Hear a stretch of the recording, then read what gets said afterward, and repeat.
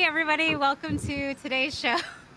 I know it's a bit later than we planned on starting, but we are here. Yay! Please don't kill me, Kimmy. Thanks. Anyway, my name is Vixie Bell, and I will be your friendly neighborhood GM. Thank you for joining us for this session 2 of Pirates of Dark Water, a Cypher system actual play on the Happy Jacks RPG network.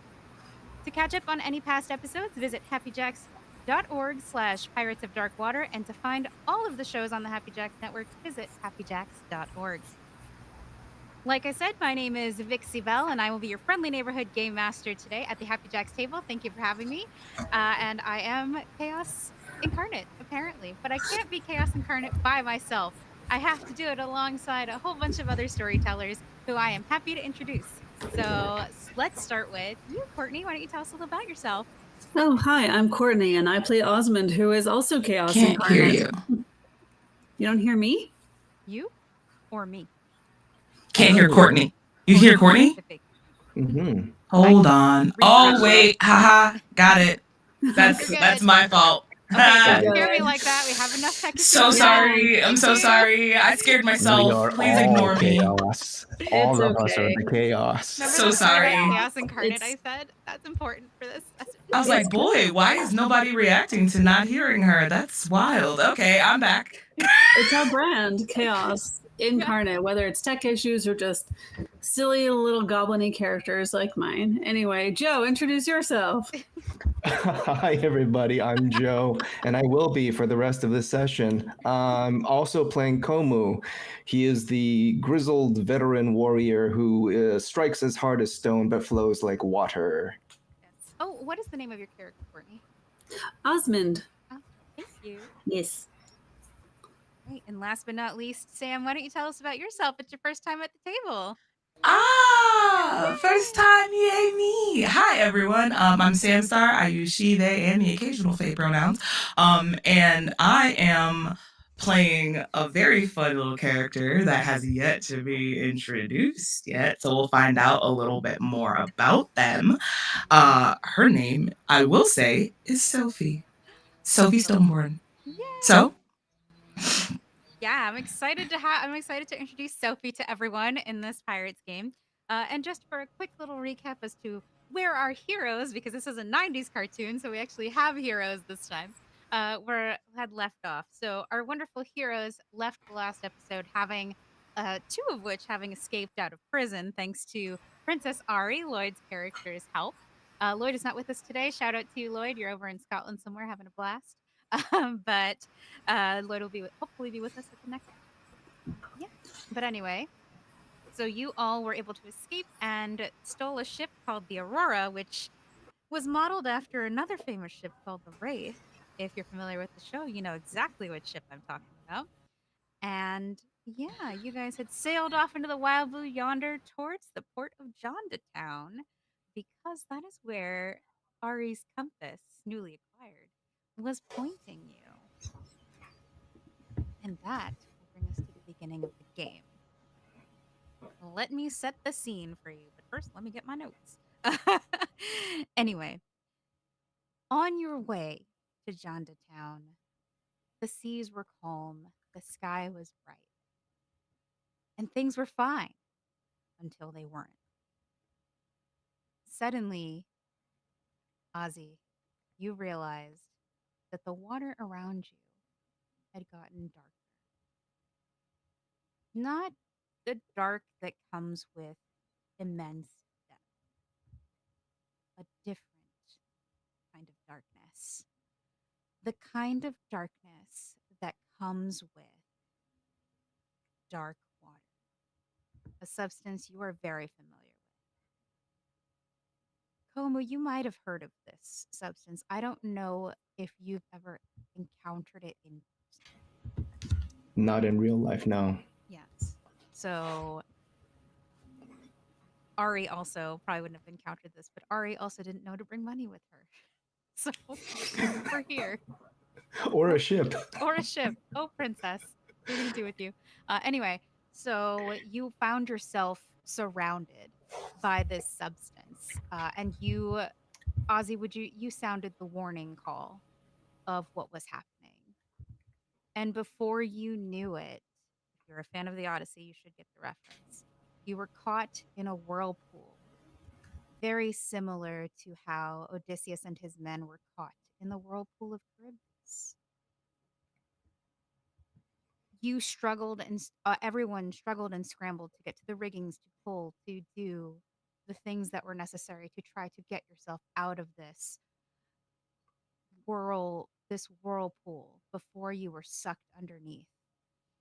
Ari could only clutch her compass in a panic because not only has Ari never sailed before, Ari has never seen dark water in person. She wasn't sure how to help. That is the last time you saw Ari because your attention was focused on what was happening. As you were frantically trying to escape the dark water, Komu, you felt something almost like a vibration in the air. Ozzy, you felt it too. And it's a little more familiar to you because you have a similar ability. But whatever it was seemed to almost shatter.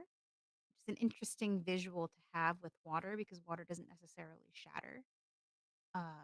The dark water that the ship was surrounded by. And suddenly the mad tailspin that the ship was in comes to a stop as the dark water recedes and disappears. You have no idea if you've been knocked off course, if you were just going to be sucked under, or anything. But there are two things that you do know, that both of you do know, and you can decide who does what. There, you can see a piece of land in the distance. You're not sure if it's where you were meant to go. And you also see Ari unconscious on the deck, the compass held close to her chest in a death-like grip, while the rest of her just looks like she passed out at some point during this situation. And that is where we find you both. Don't worry, Sophie's coming. All right, wait, allow me to get in the character. I said I bought something yesterday to help me get in the character, and this just makes me feel, now I feel like I'm there. There we go. I love this so much. What? Yeah, let's do it. Well, at least I can see through these at least. Fantastic. Yes. Oh I'm sorry, but they really work for me. Yes, no, I think they're great. I think these are You. perfect for your character, actually. Thank you. You, big one, go take her below deck. Make sure she's still alive. I'm sure we have medicine somewhere. I mean, what would be a ship without first aid? Dwayne, you and I, we're going to get the ship, that land over there. It's closest spot, right? I mean, it might not be where we're going, but it should work. Close enough, right? What are you doing, Lazy Bones? Get her below deck already. Kuma's already been like moving her. Just allowing Ozzy to have this monologue. All right, let's see. She's gonna, rig the sails and be steering the wheel and yelling at Dwayne to be more useful. But she's going to try to take the ship towards that town. So you're going to steer the ship towards that. Yes, towards the nearest island. Makes sense. Komu, you're going to take Ari downstairs. Yes. And are you going to look for anything to help? Because you. I don't know too much about dark water or like magic stuff, but I'm checking Ari for physical harm. Like, does she have a concussion? Any cuts? Anything that I can mend? There doesn't seem to appear to be any physical wounds on Ari's body, but you do notice that she is running a temperature. She is very warm. She is sweating and seems to be very uncomfortable, like the way that someone would be if they had a fever. I bring just cool water, like just trying to manage the temperature as best I can. I lay a wet towel as like a way to wick off some of the heat. I'm doing just whatever I can, but I'm I'm kind of out of my league. I have a member of the royal house in front of me, and this isn't something I can punch. This Yeah. isn't something I can fight, and I'm frustrated. The cool water seems to help a little bit. You're able to bring Ari at least to a point of stability, but she is still unwell. She is still unconscious. She is still feverish. But you have managed to just kind of keep things from getting worse, I would say. And if you want to try to like identify or seek out medicine or something, you are welcome to roll about that and see what if the ship has anything that might be of assistance to you. I'm not a very thinky guy, but I would like to try. You're welcome to give it a shot. Yeah. Maybe like an intellect. Okay. Yeah.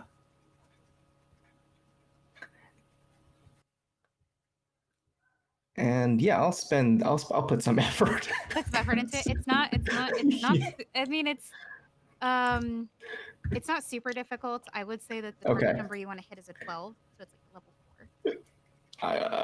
4. Okay. Here we go. Don't mess this up. Okay, I got a 16. Nice. So you definitely hit over 12. I tried to type this in the chat because our poor chat is like, Sam's got an echo, and I was like, noted, but we've had so many audio issues today. If we just have a small echo, we're fine. We'll take it. Fine. Yeah. We'll take it. But yeah. Anyway, so what I was gonna say is, you hit a 16, so you realize something about this. You know that this is an unnatural feeling. You've only read about it, and you read about it enough to identify it in the same way that we might identify a cold or the flu. You know enough. You don't know about it the way that like a medical professional might, that it's like caused by a virus or a bacteria or whatever. I have the WebMD version of this. No. If you had the WebMD version, it'd be like, you have cancer, you're going to die. Thanks. You are dark water. Yeah, like actually this is all dark water. Throw her overboard. And Lloyd will be like, what? No, so you are able to identify this is an unnatural disease. It is brought on by magic.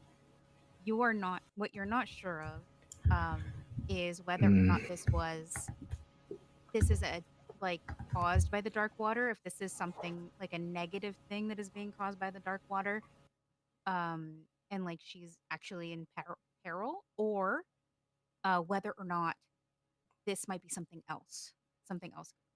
That's what you're not sure of. In either case, Ari is going to need some kind of medical attention at some point to address it. At More this than point, what are we? This crew has to offer. Yeah. At this point, are we closer to Jondotown than going back to the palace? Well, that remains to be seen because we did this bit of land, but you don't know where you are. Yeah, I'm not a navigating guy either. I can't punch navigation. Okay. You know who is though? All right. The person that's not on the ship right now. Yeah. I think Ozzy also has some navigation. Yeah, I think Ozzy would have sailing experience. They sailed with Bloth. Yeah. Yes, I have a little bit. No big deal. It's fine. You know, only sailed on like this huge, horrible ship with this awful person who liked to regularly feed people to his pet. It's great. Cool woman. Anyway, we're gonna shift as you identify this, we're gonna shift from you. Do you verbalize anything? Do we have a parting line from you as we cut from your scene? I whisper to myself, always the quest. And then I head up and relay what I know to Ozzy. Hey, Ozzy. And the whole time I'm stomping up the stairs and I'm just tot. Oh, I love this crew so much. Okay. So yeah, Ozzy, that is what you are welcomed by as you're navigating the ship. Wonderful. Go grab that rope. Pull it real hard. We're going that way. We're heading for the island. Maybe we'll find a doctor or something for the princess. I don't know. Why are you just staring at me like that? Go! I'm gonna sigh and just start taking orders, I guess. Okay. You sail towards the island pretty quickly. The Aurora is built for speed like the Wraith. And once, without the peril of dark water holding it back and unfettered and unhindered, because like I said, the water was, the skies were clear and the water was fine. Like the water was very calm. Good, like if anything, you could use more of a breeze. It wasn't perfect sailing weather, but it's better than trying to like sail in a raging storm, for example. Uh, but yeah, you cut through the water quickly, and thankfully for you, this was only a spiral. This was not something that was like a spiral and a rip current where you ended up like on some island that you had no idea of. So you do see the port of Jonda as you approach. Welcome to Jonda Town, the Tortuga, if you will, if you're familiar with Pirates of the Caribbean, of Mer. Jonda's port is basically a thieves' market, and it actually is a city in and of itself. As you uh, look for a place to dock your ship, you see semi-permanent stalls, as all business is conducted on like kind of ship side. Basically, like people will dock in the same way you might go to like the swap shop or something like that. And like you have people in like you'll have their van, and then you'll have their little like area where they've set up shop for people to like peruse. It's the same concept but with ships. As long as the buyer is unconcerned with how the merchandise is acquired, you can find almost anything in this market for a greatly reduced price at that. And Good, because if we're broke. yeah, and if you need anything specific, it's very likely that one of the locals will know what where to go, who to go to for that specific I'm gonna inquire about supplies to help Ari, like asking around for people that know about medicine, but not trying to be vague about it. I don't want to say like, "Hey, I have somebody that has been afflicted with dark magic," but like trying to like suss out who might know about medicine and where I can get some aid. thing. Okay. Well, first you guys are pulling the ship into the dock, Hmm. right? So you pull the ship Yes. into the dock. You both take the time to tie it, make sure it's not going to float away. I wish you could have a like a load jack for your ship because I can't guarantee it won't be stolen. Uh, it is quite the Aurora, just on build alone, is quite striking in comparison to the other ships that are in port. I will say that it does get some eyes. Hmm. Not quite the eyes that Aussie has, but some eyes. No, Uh, I'll just eye them back. Still know nothing for that. a few My people ship. My ship actually, act, let's roll about this. now. Okay. I want to see how many people actually know who you are Okay. or remember Sure. you. Sorry, what was that? I want to see how many people actually know who you are, or rather Yes. remember you. No, I got Uh, that, but I thought you asked after that. oh no, Did you? that was what it said. Okay. Is if you have anything that can help you as like with reputation, that'd be fine. Reputation. I'm gonna keep it simple. It's Well, gonna be like a level 4, so you got to do a 12 or better. I'm certainly inept at pleasant social interactions, which is a delightful flaw. Um, hmm. I'm I'm not necessarily trying to go unrecognized. I'm just in this town that I think is Town. Yes, Oh no, this is it's been so many years. okay. Everything looks a little different. So, y- you aren't necessarily interacting with anyone. This is more how many people like straight up recognize you. And in this case, I would say that your unpleasant social interactions are kind of an Mm, advantage. So I'll knock it down a mm. peg for you. Instead of a 12, you have to get Uh-huh. a 9 or better. Okay, what am I rolling though? Um, I would Just say that this would be because it's more charisma focused. I would say it's intellect. okay. I'm good at intellect. If I have a 2 edge in intellect, does that mean anything? Your edge is your discount. So if you want to spend something, like use something, and it costs like 2 intellect points, you can Uh, use that to reduce the cost. I'm not trying to do anything. We're just gauging Okay, the audience. So let's see. you're just me That bugging the is audience. It's fine. well, they rolled a 16 on the die, so I think. Okay, cool. So that's quite a few people when you pull up recognize you, and they immediately like there's eyes on the ship, like oh that's a nice car vibe, and Mm-hmm. then like they see you, Vin Diesel, and they're like nope, no, yeah, we're not messing with that, no, yeah. But yeah, you've got that like vibe of like don't mess with this person. You'll probably regret Yes. that. So you are. She's been gone for like a good, well, she can't count the years on her fingers. It's just been so long. Mhm. So you I see my are. reputation precedes me. No one is going to steal your ship because you Good. know who it belongs to. Now, Komu, as you going back to you, you've tied down the ship. We had this like little experience to Yeah. make sure we got that in there. Yeah, So yeah. as you ask around, I would like you to roll about that for me. This is a social interaction for you. Uh-oh. And it is going to be an intellect roll. And you may or may not regret this. Okay. This is not that difficult. I'm going to set Yeah. the target number at a 12. That means it's a level 4 difficulty. I rolled a 9. So, yeah, you're doing great. Doing great. Yeah. Um, Yeah. you ask around, and most people have no idea what you're talking about. A couple people point you to vendors that are known to sell healing tinctures that aren't, they're more like snake oil salesmen. Their healing Yeah. tinctures are generally not super effective. Um, and you Yeah. kind of get that vibe. Like there's a vibe that people who sell fake Rolexes and stuff have. That's the vibe that you get. Like, open up my coat. You want to try one of my potions? Kind of a thing. Okay. Eh, Am I getting a vibe that we're going to need money? yes. All of these even these snake oil potions are they're not pricey because again, this is where you can get anything Yeah. you want for Right. fairly inexpensively. But you But are you gonna still need need, yeah. currency to purchase that.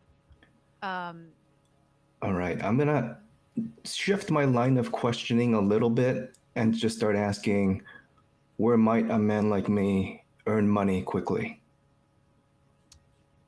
And the answer that you get is basically you're directed towards a specific tavern that is looking that and like it's very on the down low what you're told. Basically they're Okay. like there's a guy that says it's would you like to talk to one of these little snake oil salesmen?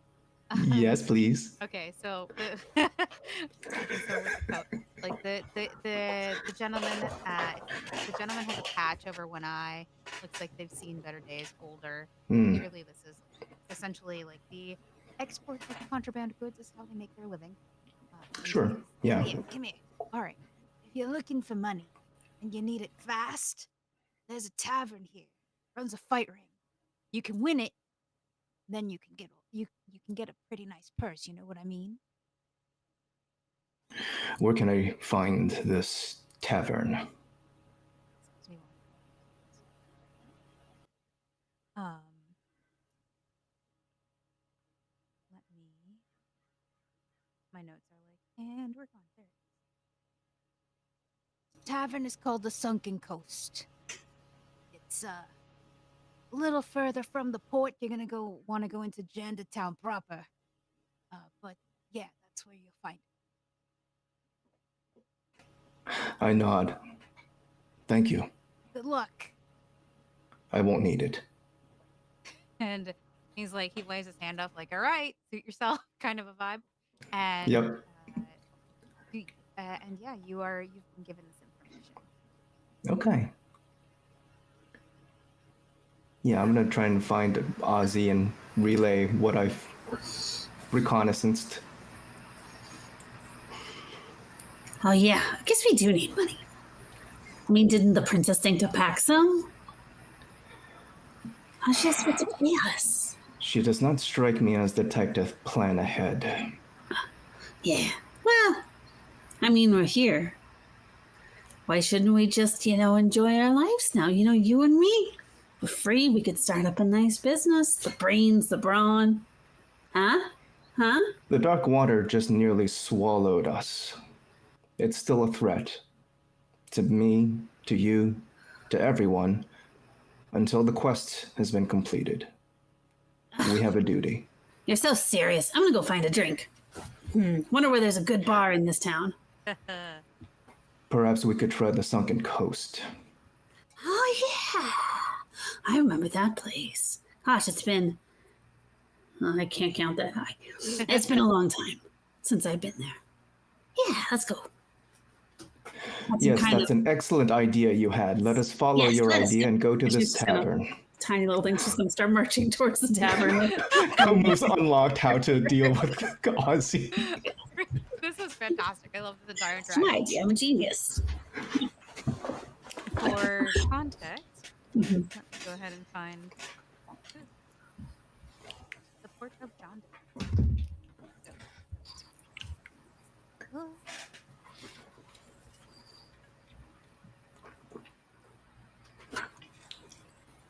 About that, my notes get all screwy because I can't navigate away from OBS.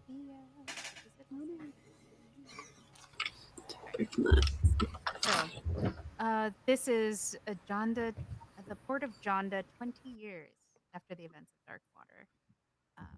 But what you see is a beautiful city with extravagant, multi-hued blossoms cover every inch of open ground. As you pass into the city proper, you can see a large urban area that covers almost 14 miles, much of it being built with undulating hills.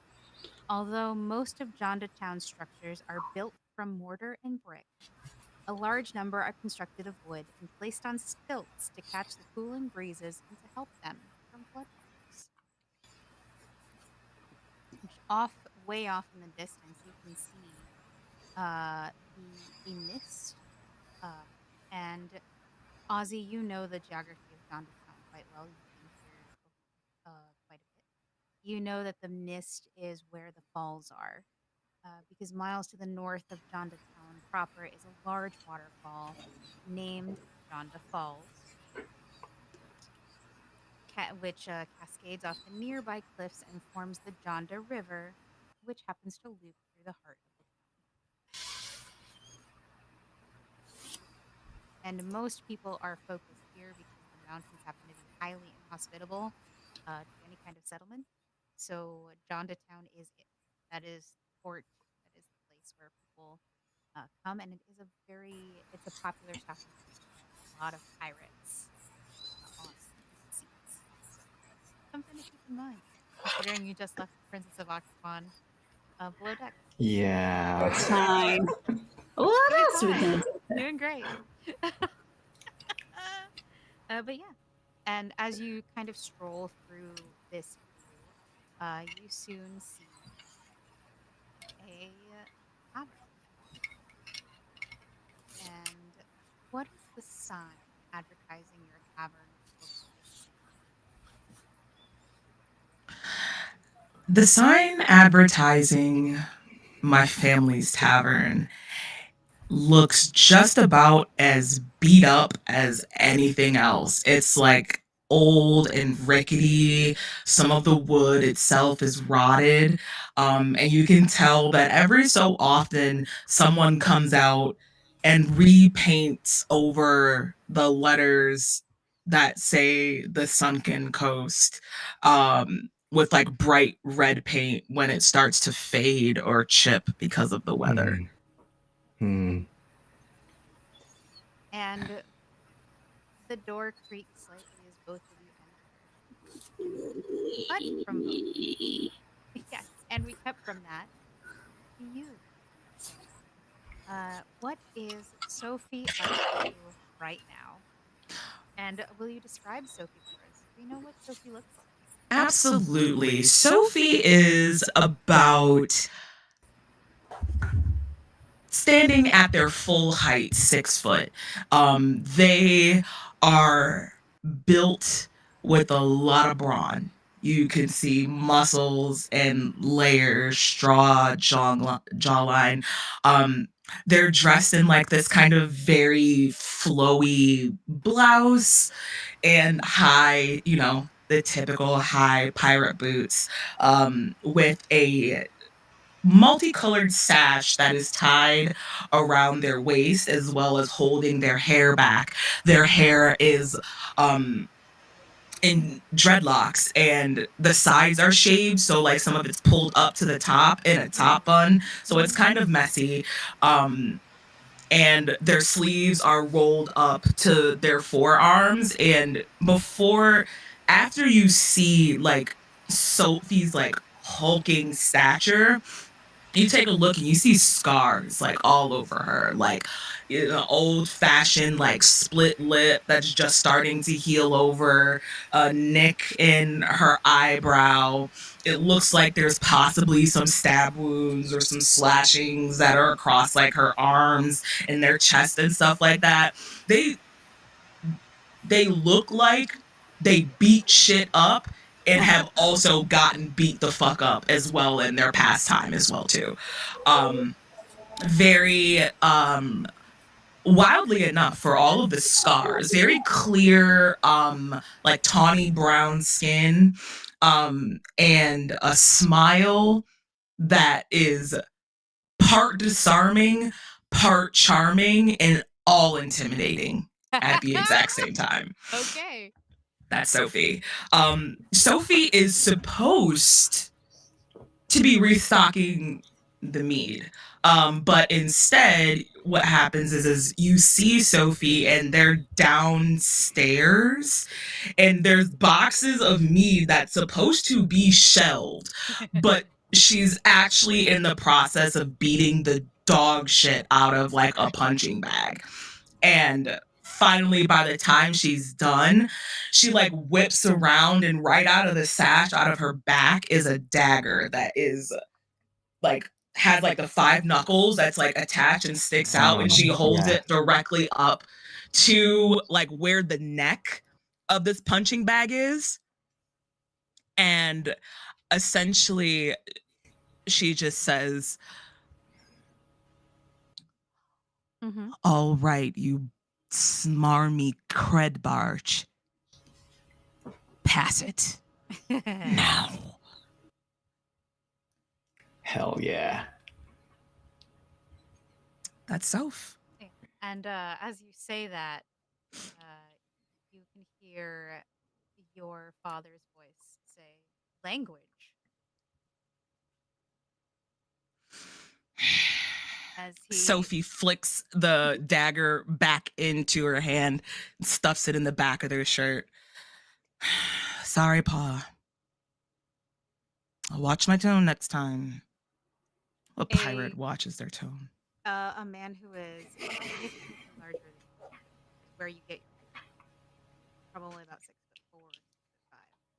6'5", and just as built, and looks like you.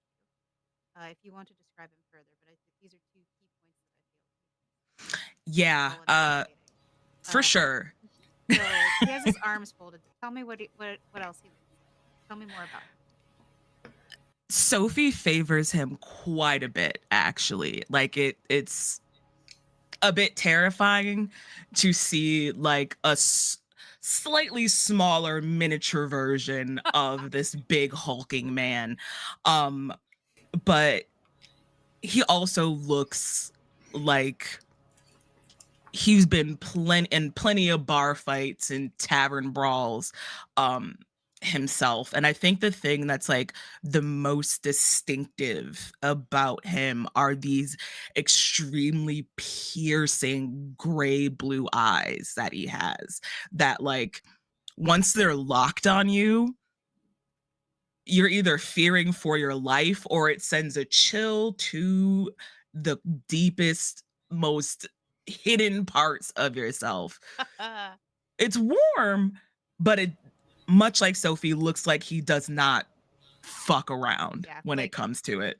Do no harm, will absolutely not take some shit. Absolutely. And he stands there with his arms folded and is like, so how many boxes of mead have you shelled?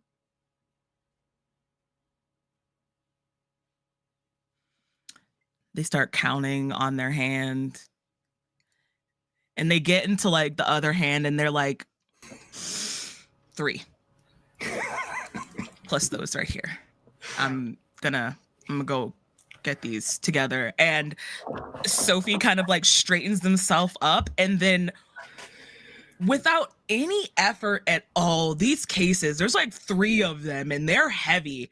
She just lifts it like it's like pillows and just sits it on their shoulder and slowly makes their way to the storage room to place the mead for the bar. All while grumbling under their breath about being bored and how this is very stupid. And I could be doing a million other things that are more fun than this. Clarification question. You have both of your parents are alive, correct? One is gone. One is gone. Okay. That's what one is gone, but there's 2 more that run the tavern. Perfect. So, and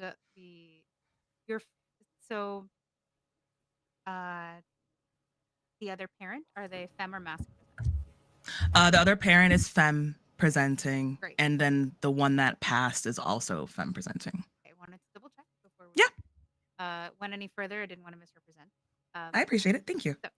So, your father follows after you just to make sure, listening to you grumble the whole time. And he says, if you put this much effort into working at the tavern as you did into your right hook, we might actually get work done around.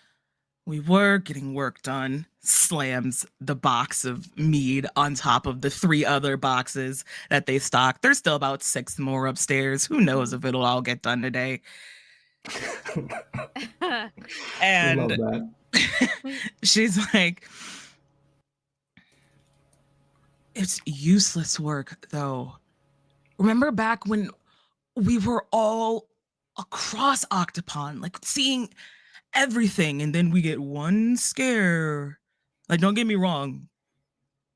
Blackwater is terrifying. I know what it can do. Dark water. You know what I meant. I do. It's scary. But we faced scarier shit than that, Dad. Like, and we just give up? All the riches, all everything that's out there for us to grab, we just want one bad experience and we're just done. And then we come here and we serve mead and bread to everyone else that gets to go on all these amazing adventures, and I get to sit here and just have to listen to them and ask if they want more fucking mead. I'm tired. And they fold their arms across their. It's very funny how you guys mirror each other. He's had his arms folded the entire time, so it's just a mini version of essentially of himself. It's looking in the mirror. She has the same facial expression and everything of just being like. And I get it from watching you, Dad. I get it from watching you. Where do you think I learned it from? He shakes his head in a way that, in the way that a person who has a more life experience does when they know what you're saying, like they were in your position but have lived enough life to know what comes with that point of view. And he says, we stopped because we were tired. We weren't giving up. It was just time for change. Well, why make me stop? I'm just in my prime. I'm still young. I've got more fights to fight. He looks I get at it. you with Y'all are this tired. gaze, with this gaze of, you know exactly why you're here. and says, "That That was one wasn't time. that wasn't my call, and you know that. And the last thing we want is for Octopon to come to John." Nobody wants Octopon to come to John to town. Yeah, I know. I get it. This is the Pirate's Haven. All right. You were the one who wanted to befriend royalty, and then you went and Because got I yourself thought in it would trouble. get me out of here. Well, all it did was get you stuck. He pulls a couple of bottles of mead from like the top shelf, easily reachable for a bit and holds them out. Speaking of, we have work to do. But if you can get through this next shift, I'll let you go out tonight to the port. Her eyes light up like Christmas trees. And she snatches the mead from his hands, uncorks one of them, downs half of it, puts it off to the side, and then grabs another one from the top and rushes upstairs.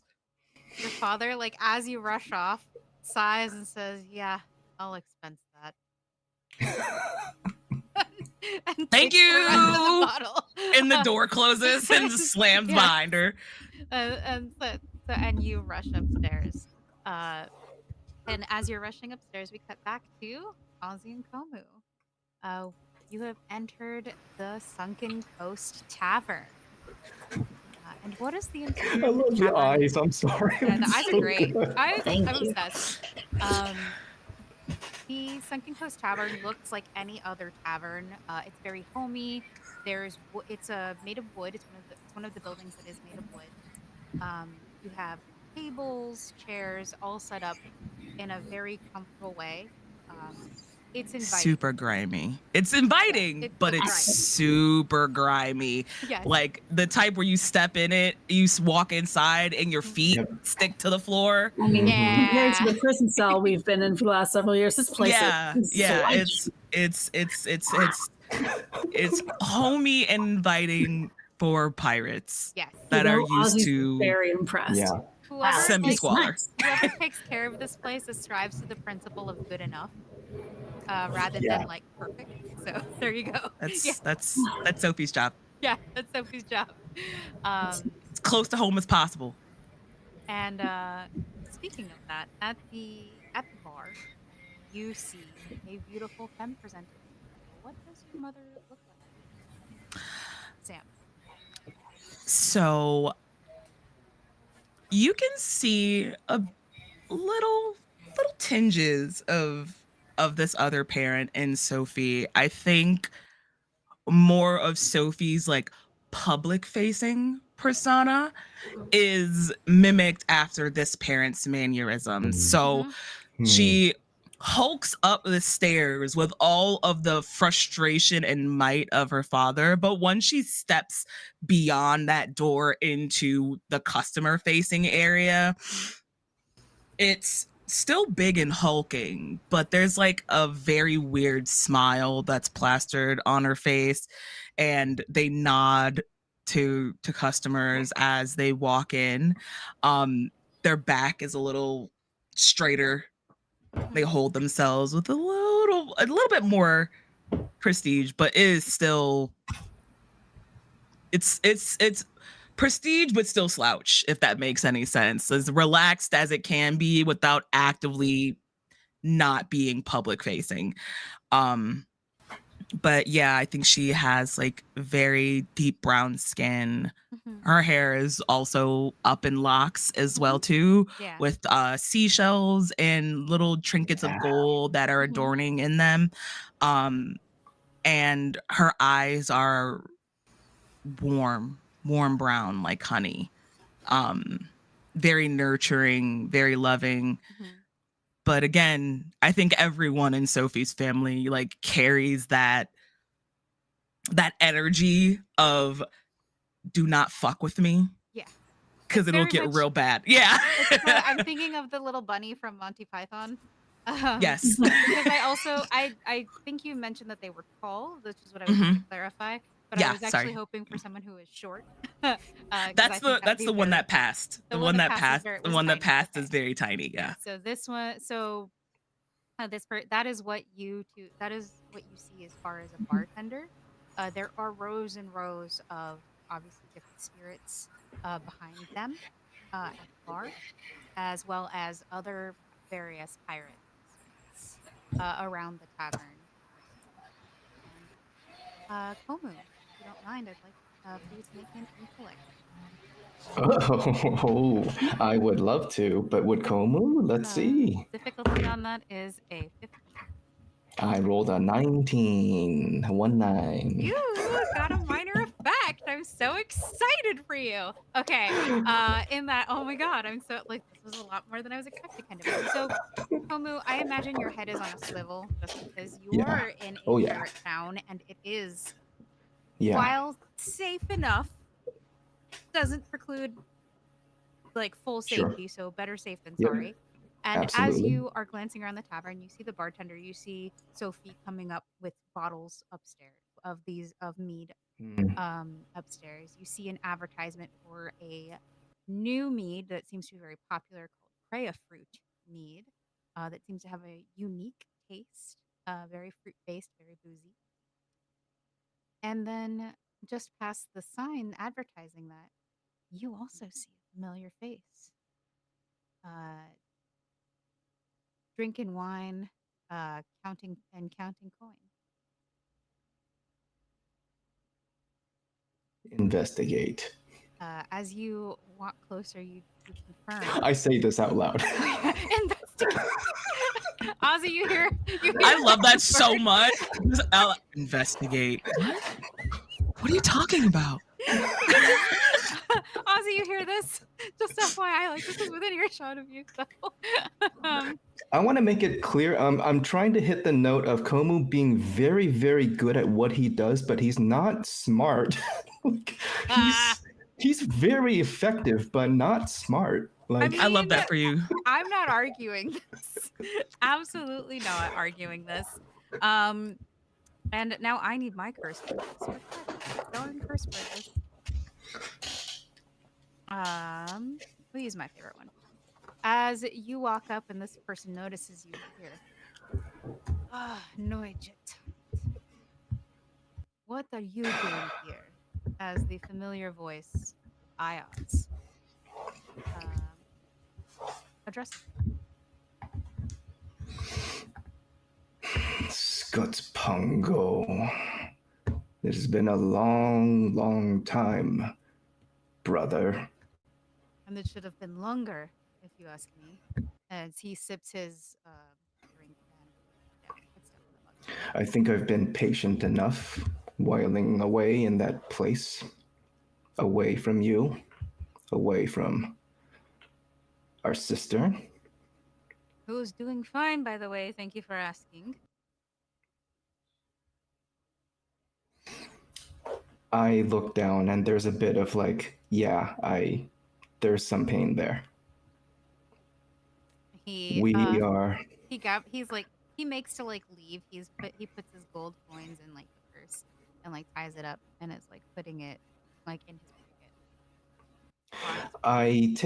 I reach into my robe and I'm still wearing very simple clothing.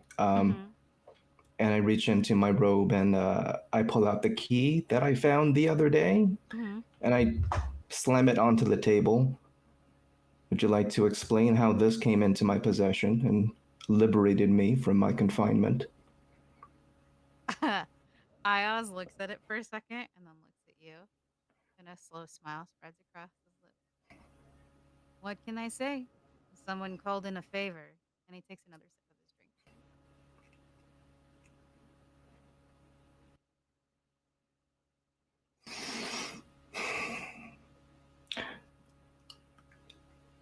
I need money.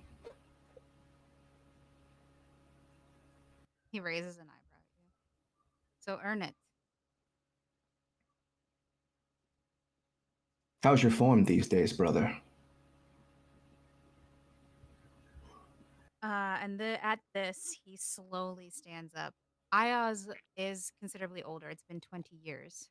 since he's been out with Ren and Tula, and you can see it in the way he moves. He's Mm-hmm. a little stiffer. Not necessarily. It's very much like you still don't want to mess with this person. This would be Mm-hmm. stupid because you have, while you may be a little stiffer, maybe a little slower to move, there are years of experience that are going Yeah. to you up. Oh yeah. Yeah. This is But all my trauma talking. Like yeah. I don't think I can take him, So but I'm just describing for the sake of yeah. our podcast, Oh yeah. like our podcast listeners, what they're getting. Years of experience are behind this person. And he says, I'm not in the mood to get into a fight with you, if that's what you're insinuating. I move good enough for what I do, but I'm not out here to do any favors or to give to charity. You know that about me. So nothing has changed. Not really.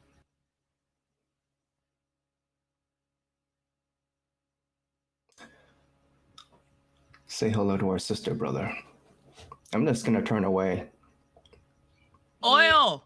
Which one of you small brains wants another round? That's me, actually. And Ayaz lifts his hand. This is your last, Ios. Ayaz looks at you and says, "Nice try, woman. I know I can give at least one more." And takes a sip. Better not be a repeat of last time.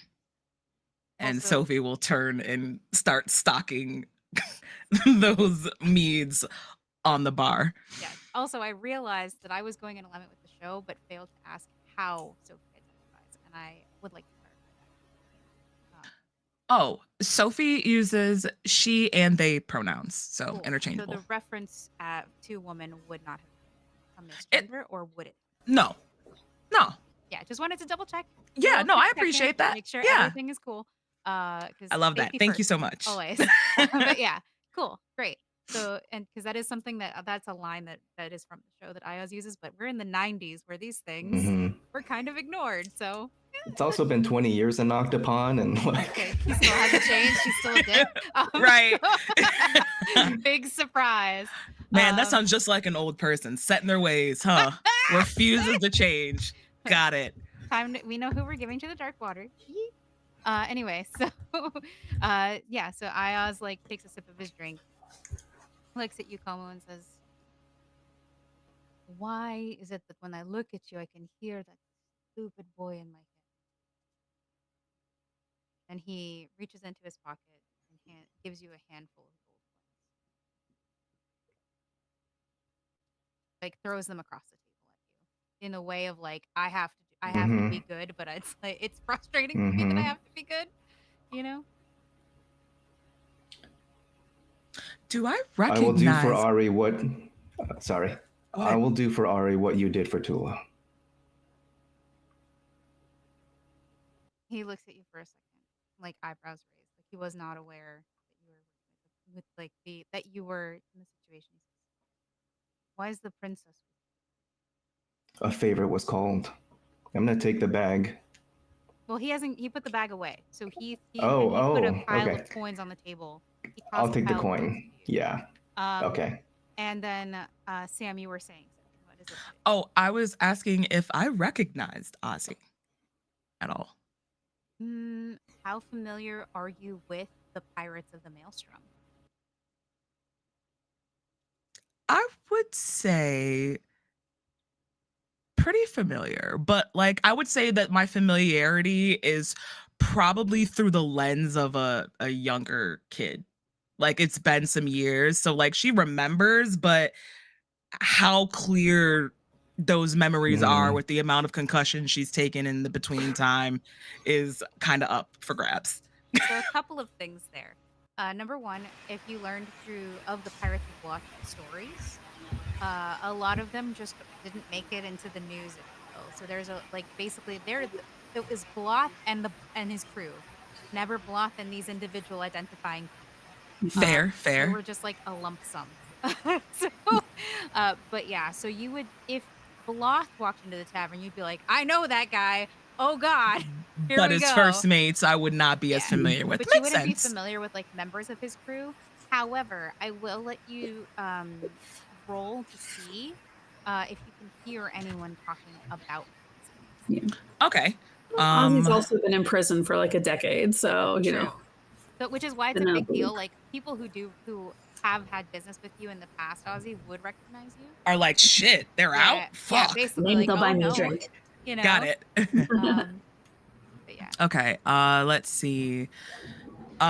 So I will now remind me how rolls go in this game again. So I will set a target number. In this case, the target number for this, if you're in a loud tavern, I will set this at 15. You Okay. roll a d20 to hit the target number. And if you hit the target number or above it, you succeed. If you hit below the target number, you fail. Got it. Yeah. And for me, I can assign them levels, which is how I track. This would be a level 5. So yeah. Difficult. Ooh, just under rolled a 13.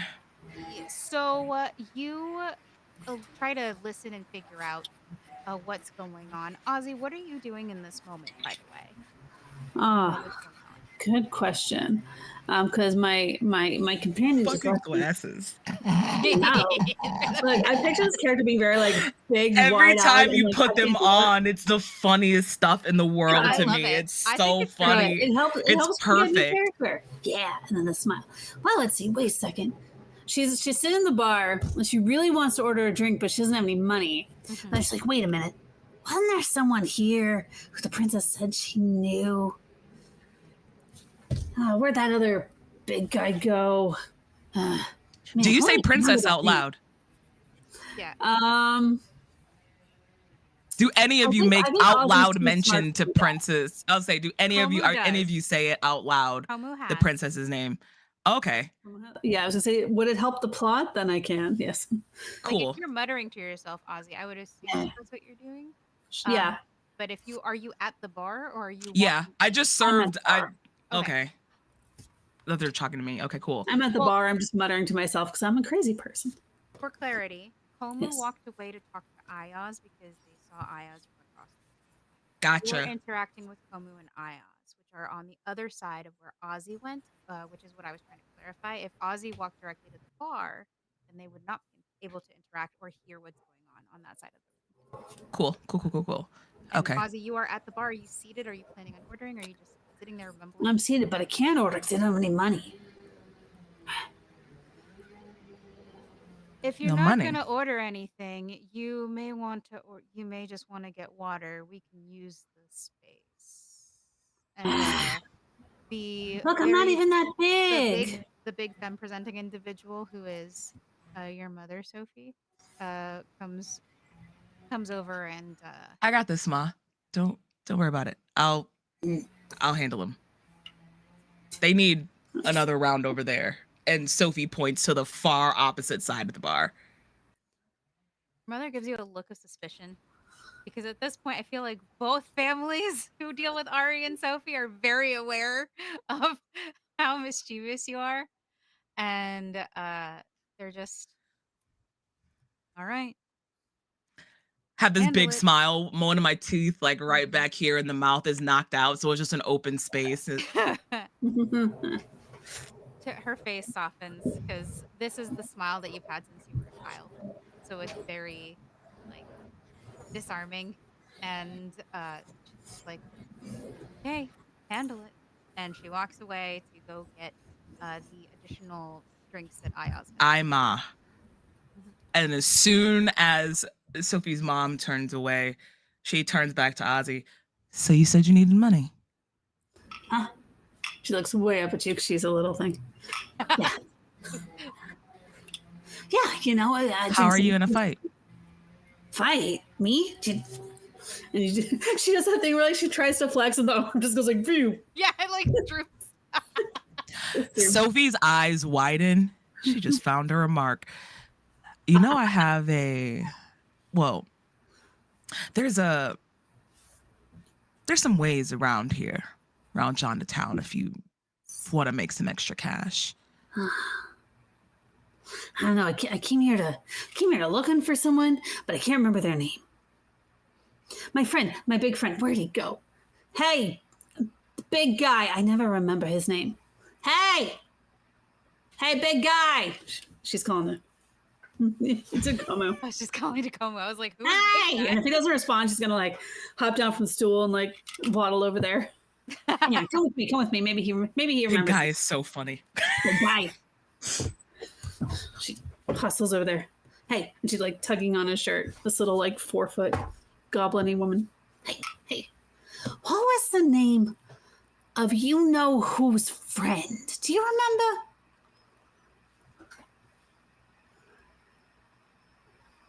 I don't hear Joe.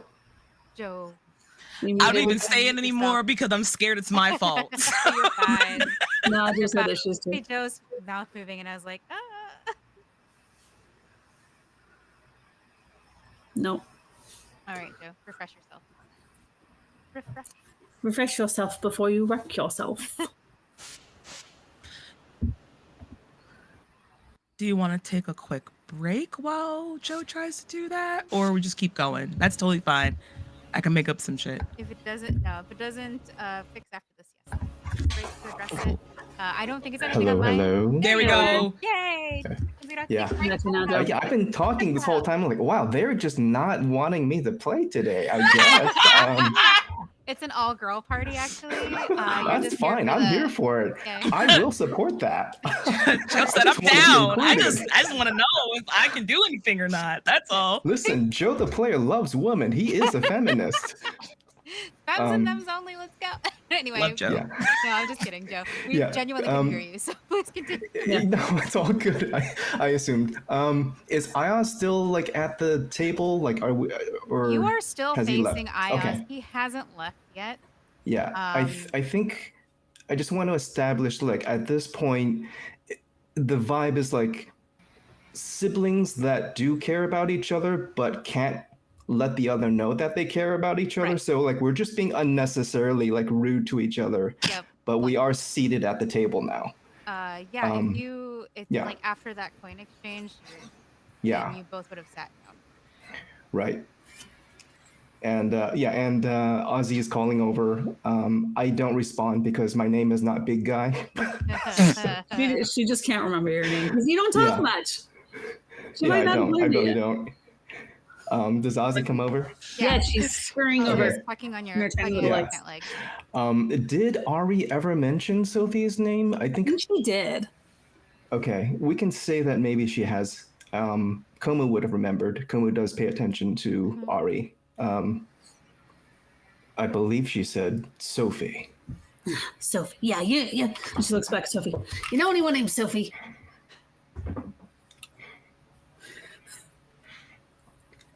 And Sophie just points to herself. Yeah, you. Do you know anyone named Sophie? Double points at themselves. Yes, Correct. We are addressing you. talking Sophie to is you, the yes. person. I am Sophie. What the hell? Ah, perfect. Hey, look at that. I found Sophie. What do you want from me? How do I know you? Do I know you? No, I don't think so. I'm Osmond. This is Dwayne, and she holds up a rock to show you. This is Dwayne. This is What's up, what's Dwayne? his face. And hey, Ayaz. Ayaz. And she's Ayaz is just startled. sitting there like, what is happening? Like he is just kind of in shock. And says, You are supposed to be in prison. She immediately like runs and hides behind Sophie, who's big. Maybe he won't see her because she's And so. so are you, Komu. What is going on here? I mean, hey, aren't we all supposed to be in prison? Maybe they got like an early release like I did. Yeah, early release. Yeah, but good behavior. Ain't that right, Dwayne? I wouldn't say my behavior was essentially good, but they didn't want to risk. I've broken out of too many of the prisons. They didn't want to risk it again. Too much manpower. So house arrest it is. In the most boring possible place. What do you want with me, by the way? I got sidetracked. Why do you two know who I am, but I don't know who you two are? Kind of a long story. We were in prison. Make it short. Yeah. Where? Because I didn't see you in lock up over here. Oh no, So- we were over in Octopon. Y'all broke out of prison in Octopon. I was released. Yeah, I Technically. wouldn't say broke out. Luigi, Tots, why am I caught up in this again? And Aya says this as he pours a fresh cup of mead because he's not having this today.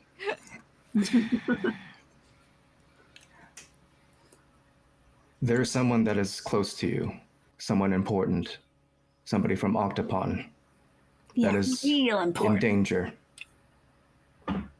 Well, She mentioned your name. and Sophie sits back, scratches the side of their nose. Their nose is very crooked, like it's been broken one too many times and has not been reset properly at all. And like scratches. Well, the only person I really know or keep in contact with out of Octopon is Tula and Ari.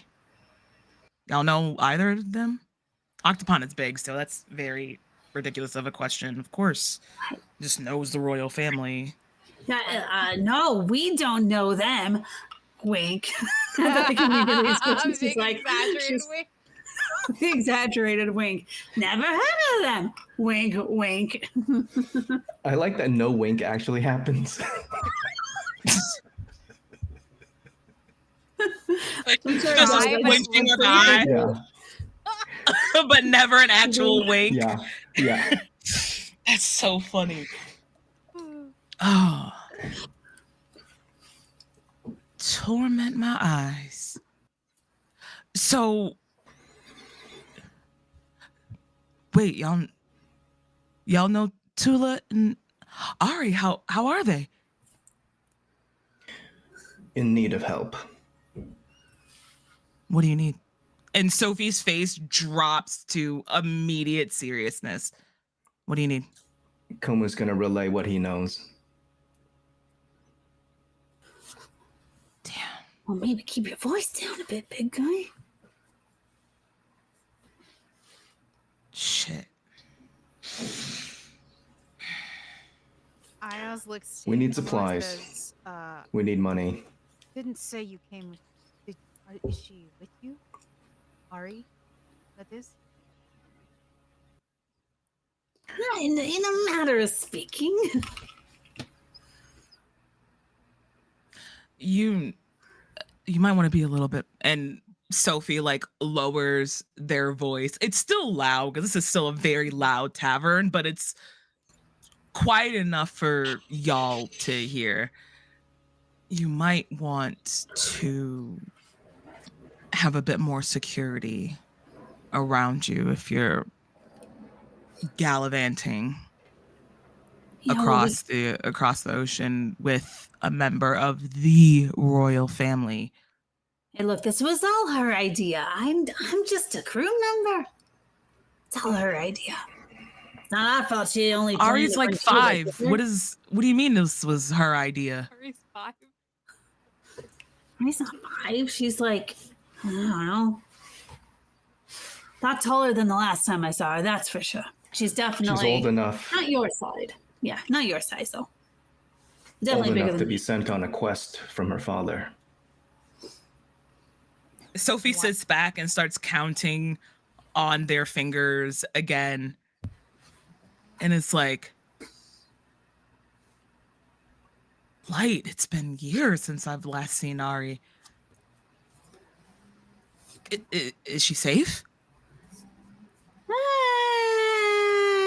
I don't like how you're answering these questions. I don't like it either. What is going on with?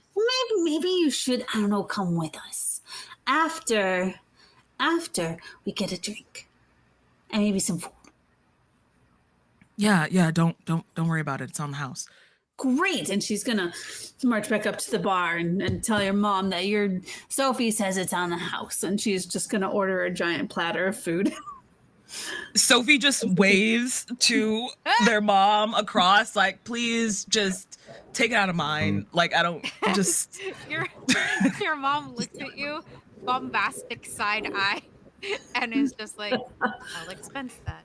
Sophie And does everything within their power to not make eye contact with her mom at all, because they feel the look right right burning into their forehead. Yes. They're not going to acknowledge it. It'll be deadly. So they just Yes. Like they go to make this food. You have been given the bombastic side eye. I think you know where where you stand there. Um, and as Ayaz looks outside, he says, "You're going to need a lot more than help if you need to get moving." As he says, And do y'all even have money? Like your friend over there was talking about money. You know, things cost anywhere. It may be cheaper here in Jonatown, but you're gonna need it in the first place. Planning and provisioning was not one of Her Highness's strong suits. That tracks. Okay, so I have an option for you. I don't think my parents will allow y'all to work here, and if you do, it'll take too much time for what you need. And Sophie lowers their voice again. Meet me back here at the tavern an hour after the sun goes down. I might have an opportunity for you to gain some quick and fast money. Only caveat is you either need to know how to take a punch or throw one. You in? I look at Ozzy. Ozzy's over at the bar, excitedly waiting for some food. and the food is on the way. It's cooking. You can smell it. I look back at Sophie and I nod. For the record, the food is like Waffle House food. Like it's gonna do the job, but Hell yeah. it's Waffle House food. It's gonna suck up all that meat. Perfect. Yep. Soak it all up. Perfect. Mm-hmm. All right. See you then. And Sophie will turn to go back to serving other patrons in the tavern. Ayaz stares at you, Komu, after Sophie leaves and says, "Is she with you or not?" You never answered the question. As I said, I'll do for Ari what you did for Tula. So he sets his cup down. She's on the. If she's with you, I want to know. She is. She's on the ship. She was overtaken. Some dark hold is over her. We do not know her fate. We are in need of assistance, and we need to be discreet. He looks at you and says, "Take me with her. Maybe I can help." Don't know that. Looking around. Yeah, I stand up. Let us make way. He looks at you. Ozzy, you are at the bar, right? Wait. Mm-hmm. Yes. Okay. So Mouth watering. he stands up, stands up with you, and he says, he also asks you a question. And the monkey bird? What monkey bird? Oh yeah, him. Forgot about him. Yeah, he's with us. Like and you answer as they're passing by, and he's like, he looks at you and goes, "Ugh." He's a little shocked by your appearance. Like, right, you're also. Do you want to come with us or stay or go? Which one is it? Well, I want to eat my meal first. I don't know. I'll meet you back at the ship. It's fine. So, on that note, you, Ozzy, stay at the tavern with Sure. Sophie, while Komu and Ayaz go back to the Aurora to see Ari. Mm-hmm. And when Ayaz sees Ari, he looks at her and sees that she's feverish. Nidler was on the ship and has been tending to Ari while she was out. He is he's sitting there like, "Did you bring any food?" And when the answer is negative, he looks very sad. Classic Nidler fashion. But Ayaz takes your temperature and says, I've seen this before, as he withdraws and looks to you. This happened with her mother, too. Who?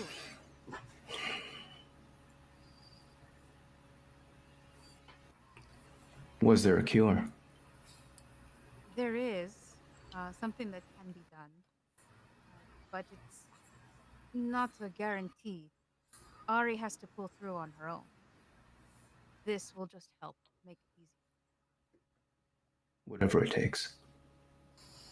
Ayaz looks at you as and motions for you to get off the ship so that you can walk out. He says,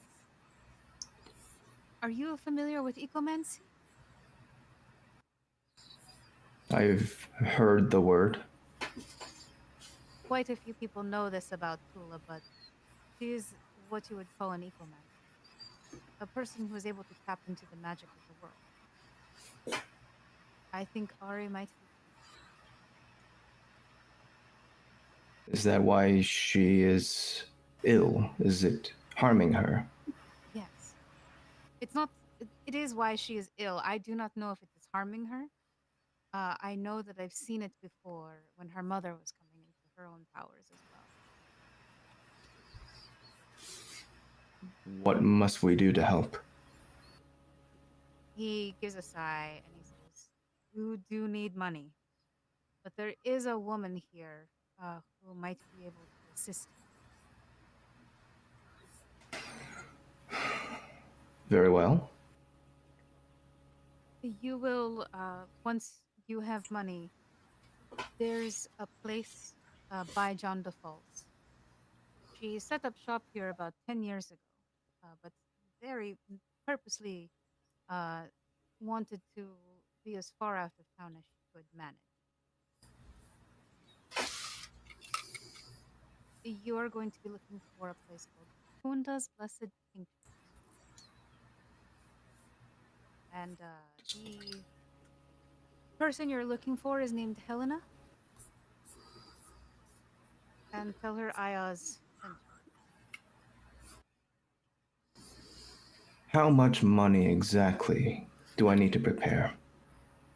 And that is up to her.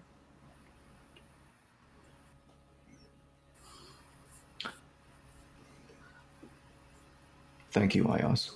He holds the key out that you gave him earlier and hands it back to you. He says, "Hold on to that. You might need it."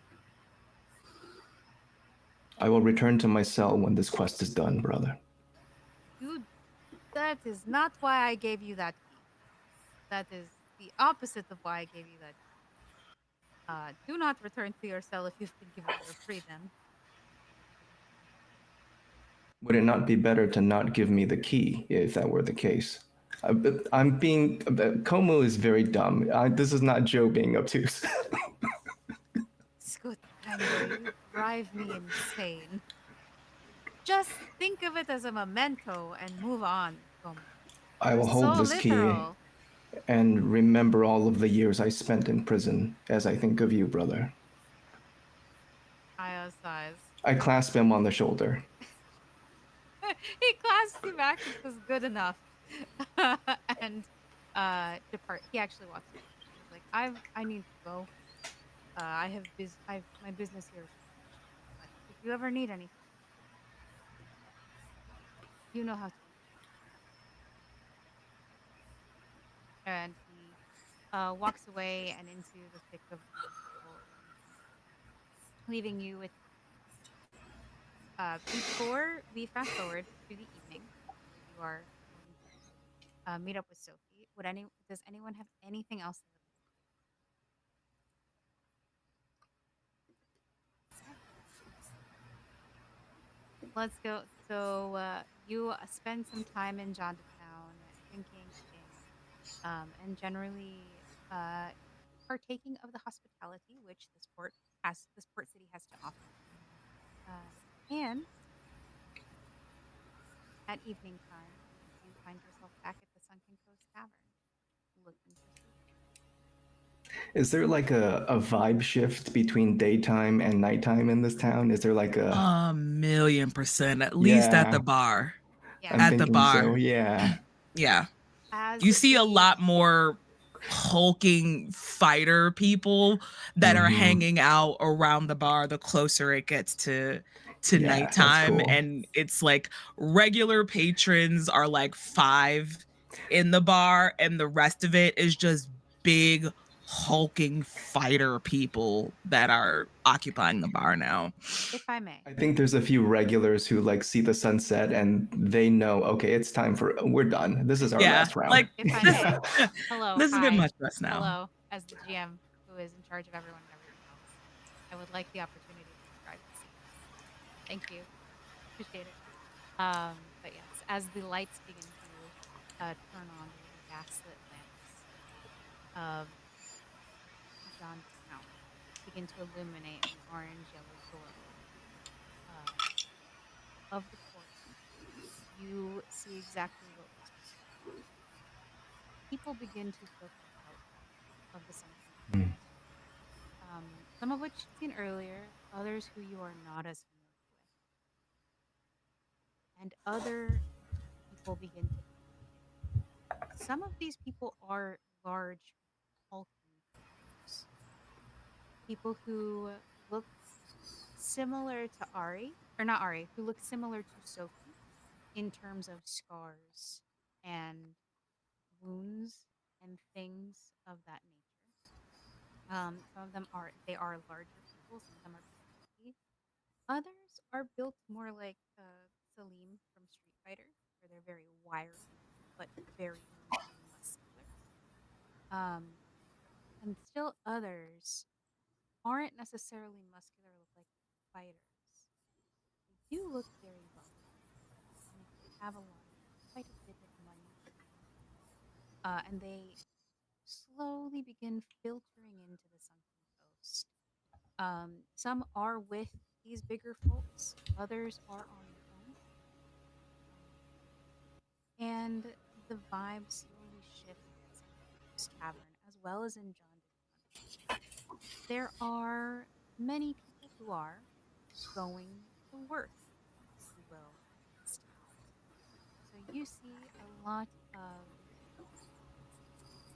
he, hers, and thems on the street, dressed in varying types of attire, all of which is meant to catch your attention as well.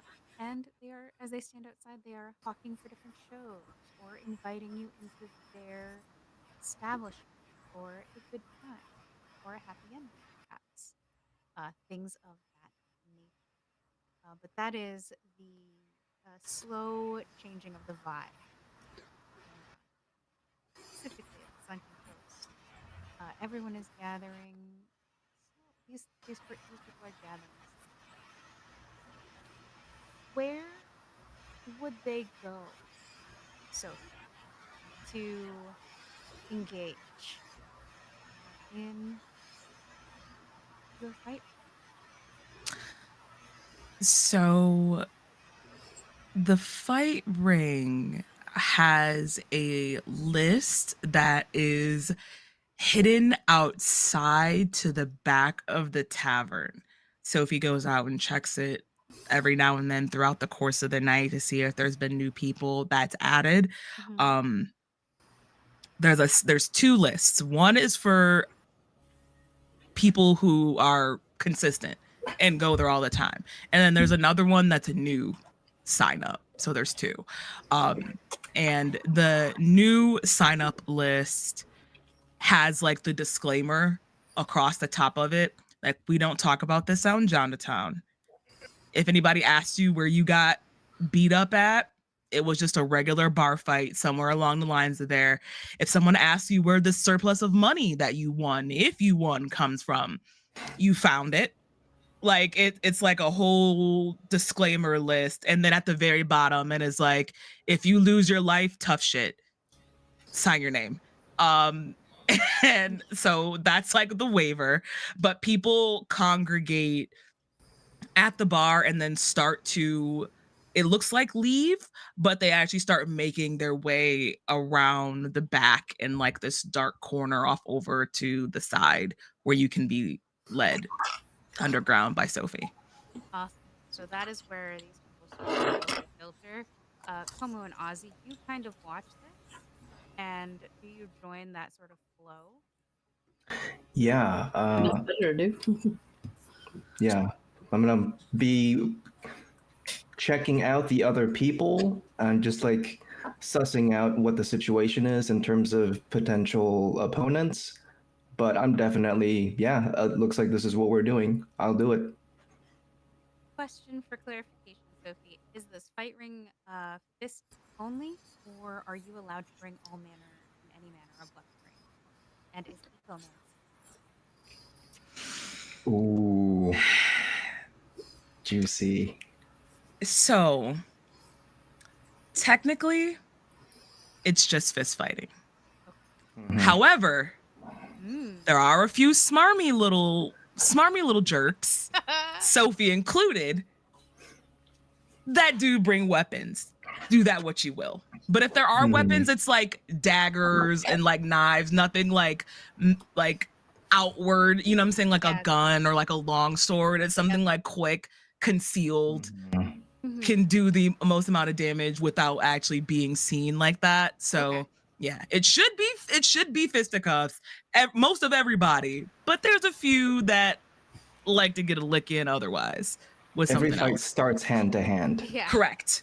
And then I from guess it just there- depends on how bad you're getting whooped on if you Yeah. bring out a weapon. And then ecomancy. Ecomancy is not necessarily allowed. It's kind of all brawl Okay. and very little magic. So just the points of clarification. That's like the one hard line is like no match, no eco magic, no magic. Capital letters, all 3 exclamation points. Yeah. Right after, if you die, you die. No magic. That's the last. No resurrection merit magic. Sorry. None. You die, you die. Okay. You're extra dead. All right. So, with that, you enter the establishment. And where are the matchups posted? I assume you would have matchups. Absolutely, yeah. So the matchup posting is actually when you actually get down into where the rings are at, there's about 2 rings that are set up side by side with each other, and there is a sign right in between the 2 stages that looks very similar to the outside Sunken Coast sign, and it's just got like the March Madness line brackets set up that can just kind of be wiped off with chalk as people are getting into the fight and dropping out and winning. Okay. So, where would people enter to register to be a combatant, and where would people place their bets? Are those separate areas? So yes, people who place their bets right behind, like right in front of the sign where the brackets are, is the judges table. Okay. That's where people go to place their bets. That's where the judges sit at. Old opponents will file in to the left, and they'll just give their name to like whoever is sitting there over at the side to match up on the list, and it's like, oh yeah, you're already new. I mean, you're already been here before. Go right on in.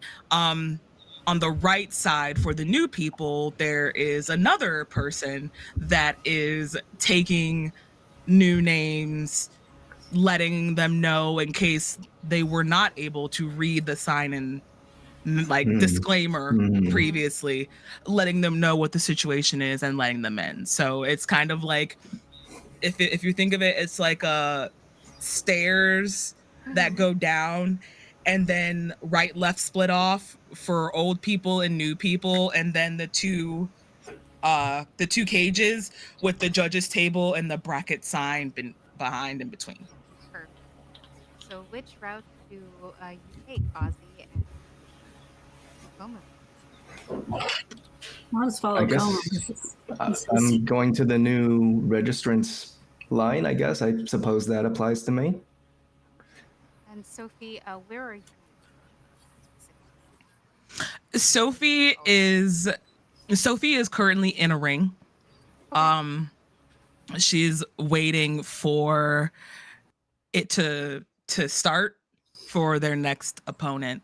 So like they're in the ring, like stretching and like rolling their shoulders back. Gone is the loose blouse that they had. It's just like tape that covers them, that like binds them down, tape around their wrists and around their ankles. Like this is just a normal Saturday night And to them. I think the crowd is heavy enough, Ozzy, that you can hear cheering. Like people are ready for a good Hmm. And it is unfortunate that you did register in with this particular person because they take one location and you're in, because they remember Hmm. you're the guy that knew I was, right? Saw you guys talking in the corner of the cabin. Couldn't hear what you. Seems like It's you often rude to overhear other people's conversations when they're not welcome. Good thing I didn't listen. I was just watching. You know this guy?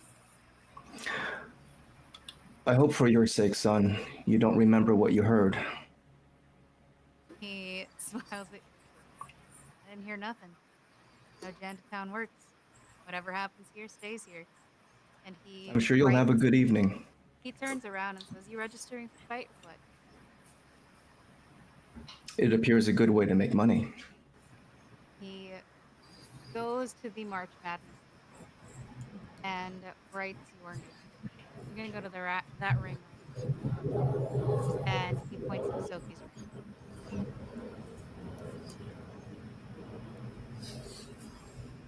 Interesting. Hey, where do we place bets around here? You're gonna go over there to the judges' table.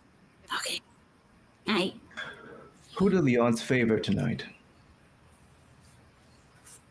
He smiles at you and says, "You really want to know?" Yes. Not the new guy. Understood. And he grins at you in the way of someone who like feels like he really got you. Like this is a very important moment. This person's openly messing with you. Yeah. Oh yeah. Yeah. So. And he says, "Good luck," and waves you off. He's also messing with Ozzy, hence the but Ozzy is probably just like living their best life. So. Yeah. Thank you.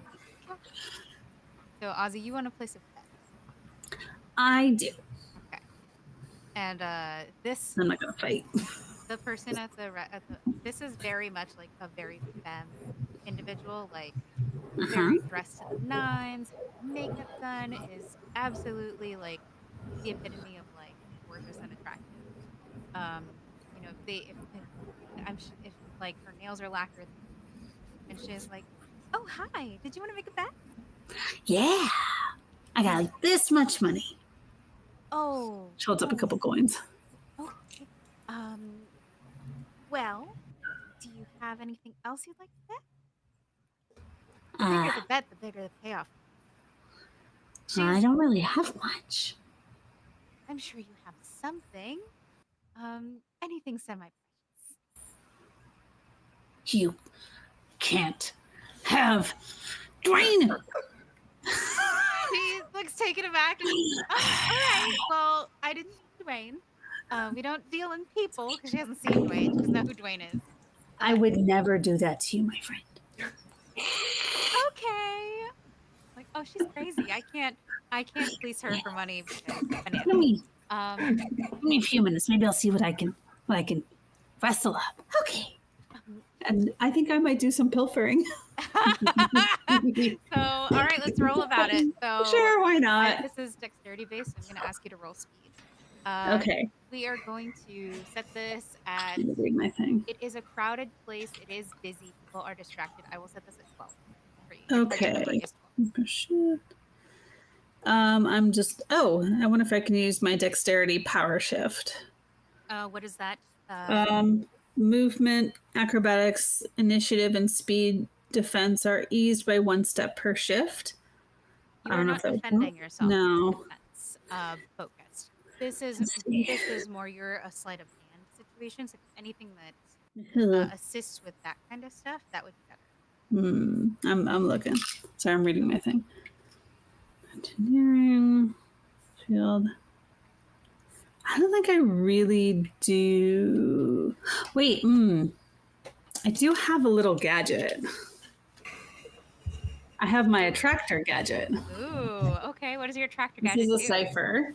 Yes. So, one unanchored item your size or smaller within a long range is drawn immediately to the device. This takes 1 round. The item has no momentum when it arrives in the form of a small handheld device manifest. Okay. So I will allow it to take pockets. Tell me about how you pull this out of your tool belt and what this looks like. And it will. I will allow you to use it, and it will ease it by 1 step. So you'll have to roll. Instead of a 12, you'll need to roll a 9. Okay. I'm not quite sure what you mean by easing. Easing is when the task becomes easier. So that that target number goes from you don't need to roll a 12 anymore. You need to roll a 9 or better. Okay. It drops it by 1. So I think it's just like a little. It's almost kind of shaped like this, like a little C-shaped piece of metal with a handle, a little button. I'm gonna look for some kind of coin purse that might just be like loose on a table, maybe just not, someone's not quite paying attention to it. So I'm gonna aim it and go and try to shink it over to me. Okay, so 9 or better. Let's see how this goes. Let's see. Where's my dice roller? Okay, here we go. I got a 20. That is a major effect. Oh boy. Okay. So, Yay! Got really good. So for your major, you grab hold of a massive horse that happens to. And I say massive. It's still within the weight limit of the Cypher, but it's of course it's big as that. And it comes over you. However, for your major, the person to whom it belongs suddenly feels a lot lighter and looks around them for their purse, sees the person directly behind them, and pushes them and says, "You take my money!" And the result of your major effect, fight breaks out, causing absolute chaos in the registration and the heck yeah, and the betting. Do with that as you will. Okay. Well, while they're distracted, I'm going to try to tuck away as much money as I can, and then I'm just going to casually go over to the concession stand and buy some snacks. Everything's fine. Just going to buy some snacks, and then I'll place my bet. Okay, you buy a ton of snacks. There's tray of fruit, mead. There's sandwiches. There's small fixings. Yes. Of all sorts. And when you come back, how much money do you actually bet? Let's say half of it, of the remainder after buying snacks. Because why not? Whatever this amount means. I do have to set an amount, so I will say that you got 100. We'll call them. I forgot what we're just gonna call them gold pieces. Okay. Easiness for me and everyone else. You got 100 gold pieces in that. We're gonna say minus 50 to bet. Yeah, minus 50. Okay. And then subtract maybe. Okay. Sure. You got snacks. Yes. So many snacks. Okay. So and she says, "Oh yeah, that's quite a bit more than before. Who did you want to bet on?" Oh, the big lady. Sophie. Oh. Comment, Sophie. Oh, yeah, that's a favorite. Yeah. Sophie is incredible. And the way that she talks about Sophie, you can tell she has like Mhm. a little fangirl crush Mhm. on Sophie. Like She's great. she's incredible. I've watched her. Oh my gosh, that front jab. Like the way this girl is talking about Sophie is the way someone would talk about like their favorite wrestler. Because the fighting techniques, they know like moves and stuff, and basically is Mhm. divulging like Sophie's entire fighting style to you. um, but like, Uh-huh. and then it's like, Uh-huh. oh, I should stop. I have more bets to take, but it, I'm sure this should be a shoe in for to win. So don't forget to come back by once Oh, the I match is won't. over to see. Yay. I'm gonna snatch up Okay, my snack, all my armful of snacks and go find a spot to watch this. so Ozzy, we cut away from you. We see you take your seat in the stands, and we cut away Uh-huh. to the ring where we see Sophie, and across from her is Kobe. Huh. That's what I'm for this. Hey, Snacks, let's go. I appreciate everything that you're doing. I respect you. This is not personal. And you hear them like crack their neck and like squeeze their hands, and all the knuckles in their hands audibly pop. And they just stand with one leg behind them, Mm, nod respectfully. yeah. You see Komu. He's shaved his head. He just has a big beard.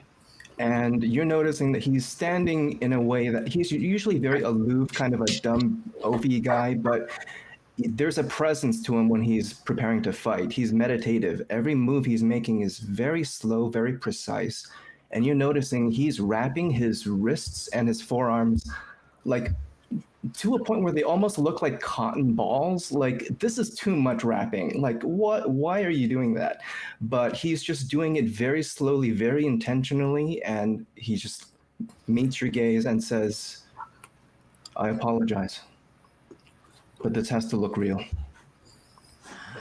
I like you. And just as the bell is about to ring, all of you hear someone cry out, "Raid!" as and chaos begins to erupt as you realize someone has a fight. Sophie immediately hears raid and drops their fighting stance, climbs up attempts to like climb up and out of the cage where the fight is at to take off. Okay, great. So you are trying to take off. We are going to roll that very chaotic. I figured. Right now. Because everyone. That's why I said try. She tries to climb out because I was like, this is going to be a roll. Yeah. An attempt is made. So I would like you to roll this because you're climbing.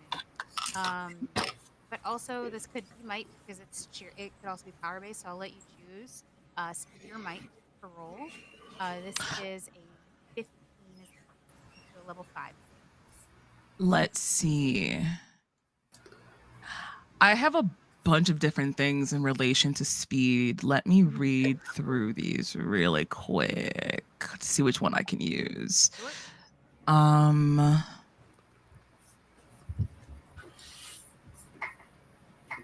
I'm gonna try to speed roll because I have this skill called Ponderous. Okay. When I apply effort when making a speed roll, I must spend 1 extra point from my speed pool. So I will. Because an edge will help you. Yes, I do have an edge in speed. So if you spend that, you don't have to spend that one. Okay, cool. If it's a 1, like basically, if Yeah. you want to, you won't. It's like a discount card. So. Okay, cool. Hell yeah. All right, so yeah, I'll use my edge in speed and knock that down. And you said what was the target? The target is a 15, so if you're knocking it down by 1, it's a 12. Okay. 12 or better. 16. Great. So you are able to climb out easily. The people at your people at the tables are clearing things out, making things look as legit as possible. Like, oh, this isn't a fight ring. We don't talk about security. You know what I mean? Wiping the Yeah, the like board. wiping the board. Like literally, the board is just taken off the wall and shoved under the table. Like they're just like, nope, Hmm. bye. Hmm. We're not doing I crap love here. that actually. That's Like, so smart. yeah. They're like they're working hard because and you can hear people outside like getting into it.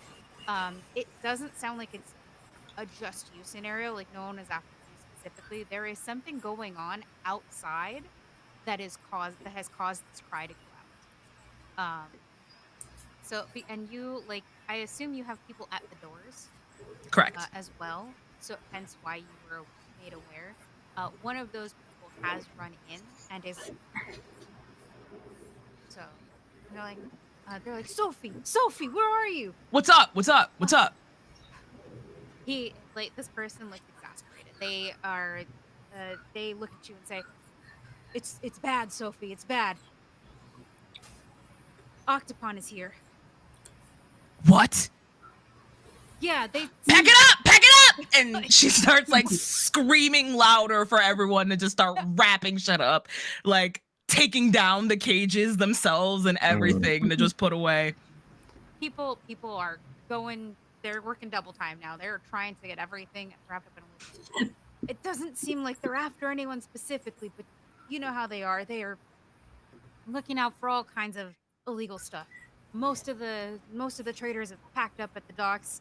They're trying to look legit. Everyone's just kind of trying to keep everything under wraps. But it sounds like they're beard. Okay. It sounds like they're looking for someone. And the light, you can see, like, if it was an actual light bulb that was over Sophie's head, it pings on. And under their breath, they're like, Ari. And Sophie runs back over to the cage where Como is and is like, the package is compromised. We got to get out of here. Okay. Now.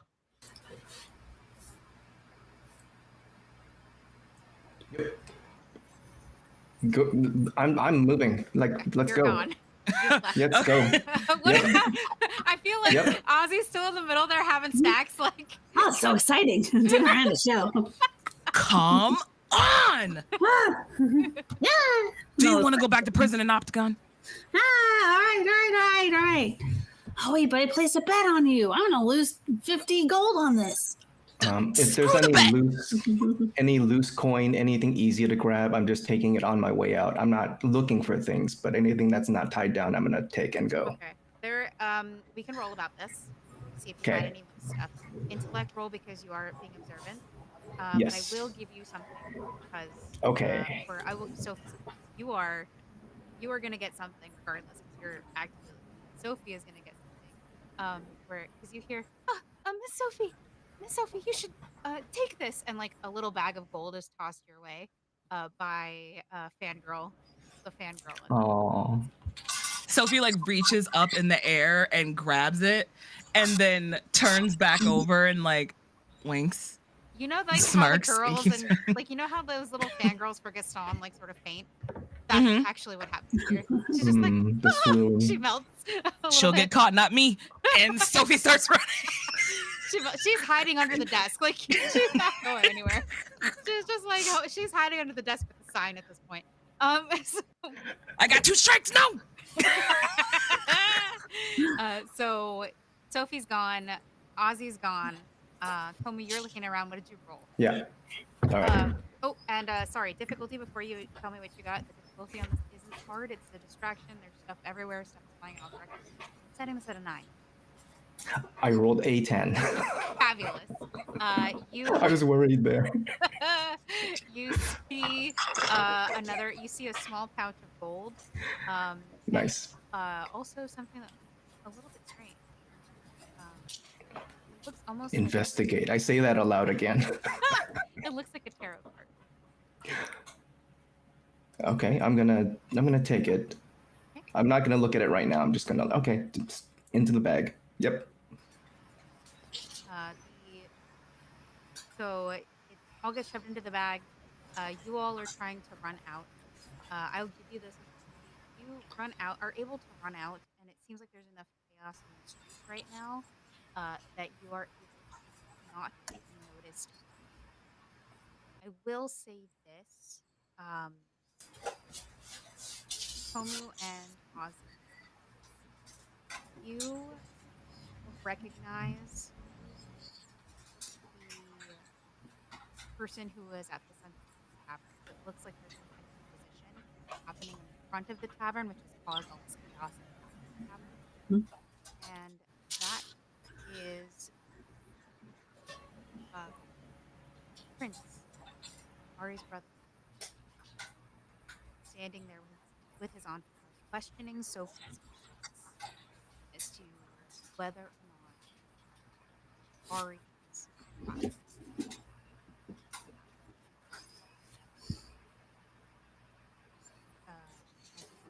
And the answer to which is no, obviously, but yeah, so that is what you catch sight of as you are making your way out of there. Do with that information what you will. Oh, hey, ain't that the ain't that big? Ain't that a brother? Ain't that the prince? That is indeed the He's prince. taller than I last remember him. But yeah, Most people are taller than you. Okay, technically yes, a lot of people are taller than me. But you know, when they're young, they're down here, but now they're up here. Anyway, yeah. I mean, I don't know. Do we tell him that Ari's with us? Maybe he can help her. But then again, maybe he'll arrest us, and then we'll go back to They are prison. in competition. Likely he sent the guards after us. Yes. Sophie, you're here for all of this.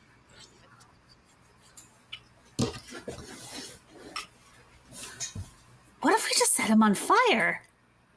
That would be murder of a member of the royal house. That's you so lack much more. imagination. That's so much more work than was. We need to get to the ship. We need to get to Ari. We need to leave. Now. Fine, you're no fine. We Let's have go. a ship. That's a really fast one. It's called the Aurora. Follow me. Are you a capable sailor? We're in need of crew. Less talking, more running. Sophie cackles and starts running behind Ozzy towards the ship, not even looking back. You've never seen them look more excited in their entire life. Always the quest. Komu runs after. So, three of you make your way towards the dock. Will point out Ari is still sick, is still in need of assistance. But you are able to make it to the Aurora fairly quickly. However, as you approach the docks, you realize that there is a very thick guard presence. And not in the sense that the power, the siblings didn't leave with a lot of people, like an entire entourage. This is more like the prince's people are among the stocks. Why? All of those stalls you saw set up, gone. Like, this place looks clean as a whistle. You could not, there is no contraband here. There is no war embossing say. Nothing is happening here. Everything has been shoved so far under decks that, like, they would never, ever in a million years find it. Every secret compartment in the ship is full up. You do, however, see them arguing not with the Aurora. You're not sure that ship has been recognized. They are arguing with another person on the dock who looks like they might be a pirate, or of that pirating career, shall we say. You can't hear the conversation, but they are arguing with each other, and that seems to be dominating their attention.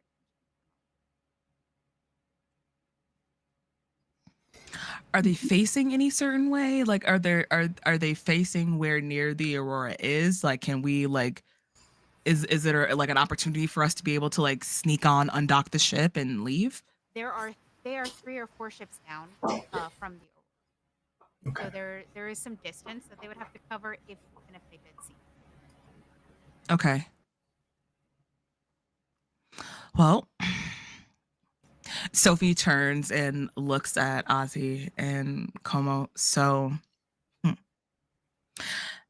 as luck has it, I was quite literally born on a ship. Let's go.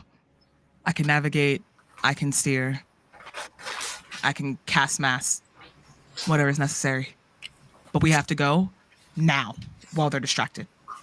Agreed. Don't have to tell me twice. All right. I'll scurry aboard. Yeah, so Sophie starts like speed, like untying the boat and casting, like opening up the sails and stuff like that on it in like record time. Okay. So you Or tries to. let's roll about this. I was gonna say or tries to. Roll. If you're I think that my question here is, are you directing Ozzy and Como to what to do, or are you trying to do this by yourself? I probably direct. I definitely direct Ozzy and Como on what to do because this is their ship. Like, okay. So I probably would need like to know where the latches and stuff like that are in the first place. So I'm definitely enlisting them to help. Yeah. Good, because this would have been a level 18, like a level 6, which is an 18 target number if you had tried to do it. Because it is very difficult to do that for a large ship. To solo a ship, yeah. Yeah, this is a pretty good sized ship. This isn't a dinghy. Okay. So that's good to know, because in my head I was looking at like a medium-sized dinghy, so it's a bigger, it's a big boy. Not Got Maelstrom. It's not as enormous as the Maelstrom, but it is the size of the Wraith. The Wraith is a good size. Yeah. Okay. Like, cool. Trade ship in quotes. Anyway, so because they are helping you, I'm going to drop that from a target number of 18 to a target number of 15. That is the number you have to hit on your Okay. Any other skills that might be able to ease this for you, now is the time. Easing is the act of lowering the difficulty by it.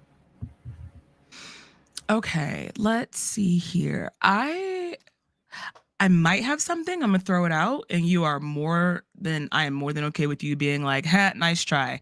Okay, so I have this skill called Find the Way. Okay.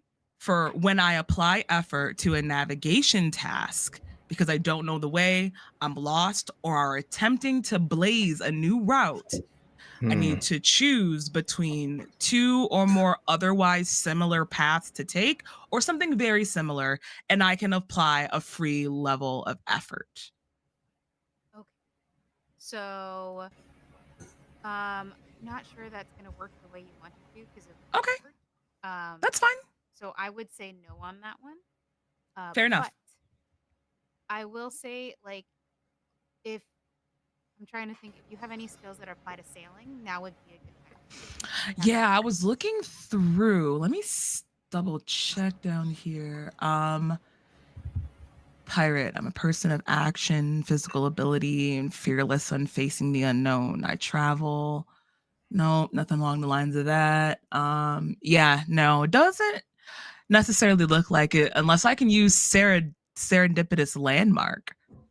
But it's still kind of like the same as a navigation one where it says it seems like the path is lost. A trail marker or a landmark, or simply the way the terrain or corridor bends, rises, falls, or falls away, suggests to you the best path forward, at least from this point. So as far as the landmark goes, again, it's not. I don't think this is going to do what you want. Okay. So what I will flat say, 15. Though, you did say pirate, right? Yes, ma'am. I will allow that.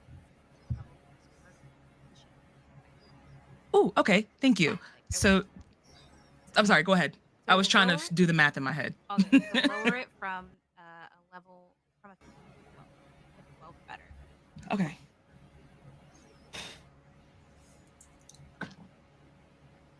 Beauty of the Cypher system. I don't have to roll under. You guys. It was a 16. By the Wow. grace of God. Wow. That's not stressful at all. Because it hit at a 6, and then it knocked against another dice and plopped over to a 16, and I was like, Oh, my butthole's never been so tight in my life. Given that Johnstown is a gambling town, this feels appropriate. So this is like you are giving orders. It is moving smoothly. The Aurora is pulling away, and at the last second, just to honor that 6 to 60, you see one of the skirmish lights at your ship see it leave, and you realize that this is the connection document has something. This is gonna get you already based on that logic alone. You know this is gonna get you back. This added a wanted star to our GTA getaway. I was gonna say, yeah, it's now 2 stars instead of just 1. We have to go spray our boat quick. Literally. Change the plates like quick. Change the plates is so funny. I'm sorry. Like you are able to sail away. Because even though they have noticed, it's still going to take them time to get everyone together, get everyone back on the ship and look for you. So you are very much that. So yeah, you are out in open water. Nidler and Ari are below deck still. Nothing has happened to the ship while you were away again because of Kazi's recognizable face. There are, I know we started late today, so I will present you with your options. You are welcome to sail off into the wild blue yonder and continue to see what you see while Ari is still ill, which does mean that we will have to start the game physically unwell, which is going to be fun for Lloyd. I can't wait to tell him what you guys did. But yeah. Or you can continue to see. Komu, you already have an idea of where to go, and you have one. I would like to quickly glance at the tarot card. Oh, I completely forgot all about that. Good. Mm-hmm. Look at you and your brain, Joe. So smart. Most people would expect something epic like Major Arcana, Star of the Empire, or one of the 9 Pentacles. Yeah. You know, 4 of Spades. That's not what's on this card. What is on this card is a flower blooming in front of a wall. And at the bottom, it says, "Blessed."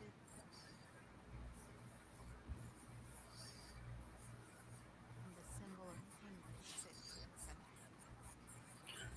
Can you repeat that one more time for me? You got kind of low. I'm sorry. Sorry, it's because I leaned away from the microphone because I love not eating my microphone. I'm like, it made all of us lean in too. We were all like, huh? Sorry. It was that very intense moment. So on the tarot card, it has a beautiful flower that is one of the many, similar to the many blossoms that you've seen in Johnstown proper, blooming in front of a waterfall. At the bottom of the card is the phrase "Blessed be," and at the center of that phrase, like you have the text, and then beneath the words, where it right in the middle of them, is the symbol of Kunda, the deity, one of the deities that is worshipped on Mer. Come on, are you looking at this by yourself, or are you like looking at it like out in public, open of all of us? Yeah, I'm not being secret about it. I'm just kind of looking at it and puzzled, but I am kind of whispering Kunda. And you found Kunda's that tinctures. You found that at the tavern on the way out from the fight ring, right? Yep. Would I at all recognize anything in relation to this at all? Could I make a roll to see if I do? Are you looking to recognize the card and whose calling card it might be, or like what are you looking to I'm recognize? looking to more specifically the former. Yeah, like whose calling card or something along the lines of it. Have I seen it around anywhere? Okay. Not specifically like exact information on what it is, but is this something that I'm familiar with? Is this something that I've seen before? Have I heard Okay. rumors about it in the tavern? Something like that. All right. So yes, you can roll about it to see if this is something that you've heard of. I will say this is not the first time that a random object has found its way into Komu's hands. So Okay. we'll see what you know. Cool. People keep reverse pickpocketing me. Stuff just keeps getting given to you. Like, Well, here, take plot these. items I rolled just a end up on me. 4. What does that give me? Absolutely nothing. 'Cause I figured. Absolutely nothing.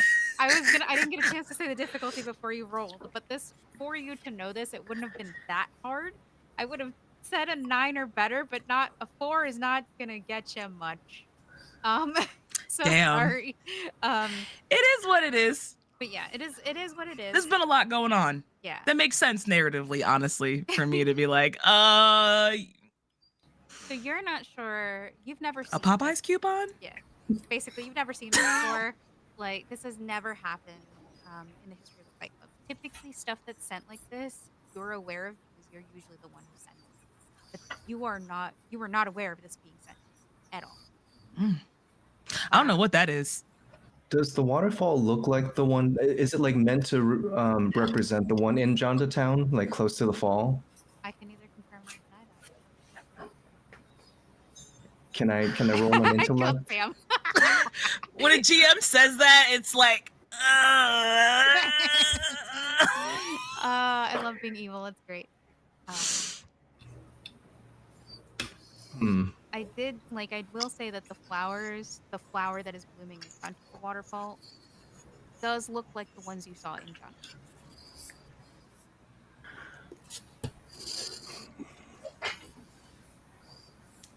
Perhaps we have our heading, and I'm gonna show Sophie the card. What's this? There's a fall not far from here. Maybe this is a sign. That you are familiar with because you live there. You are aware of Oh. Jonda Falls. Yeah, Jonda. Oh, yeah, that does kind of look like Jonda Falls. I know exactly where that's at. Is that our next? That's where we're going next? Are you? Or do you want to get out of here? Oh, I was asking that to Wanted like. to make sure who you were asking. Yeah, Yes, I wanted. yeah. To I was asking that to Como and Ozzy. Ari is still ill, and I was told there was a healer nearby. We should not be in port, but I don't think we should leave far. Yeah.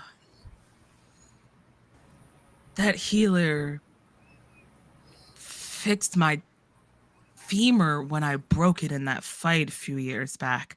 Yeah, hell yeah. I know exactly where that's at. Let's go. Great. Where are we going? To the falls, baby. To the falls. Ozzy's been here the whole time. And like Sophie just like starts to readjust the masts on the ship to take them in the direction towards where the falls are. Komu, last roll before you guys take off and go wildly on the other side of the silence. And I would like you to roll. This is going to be a flat roll. The target number you want to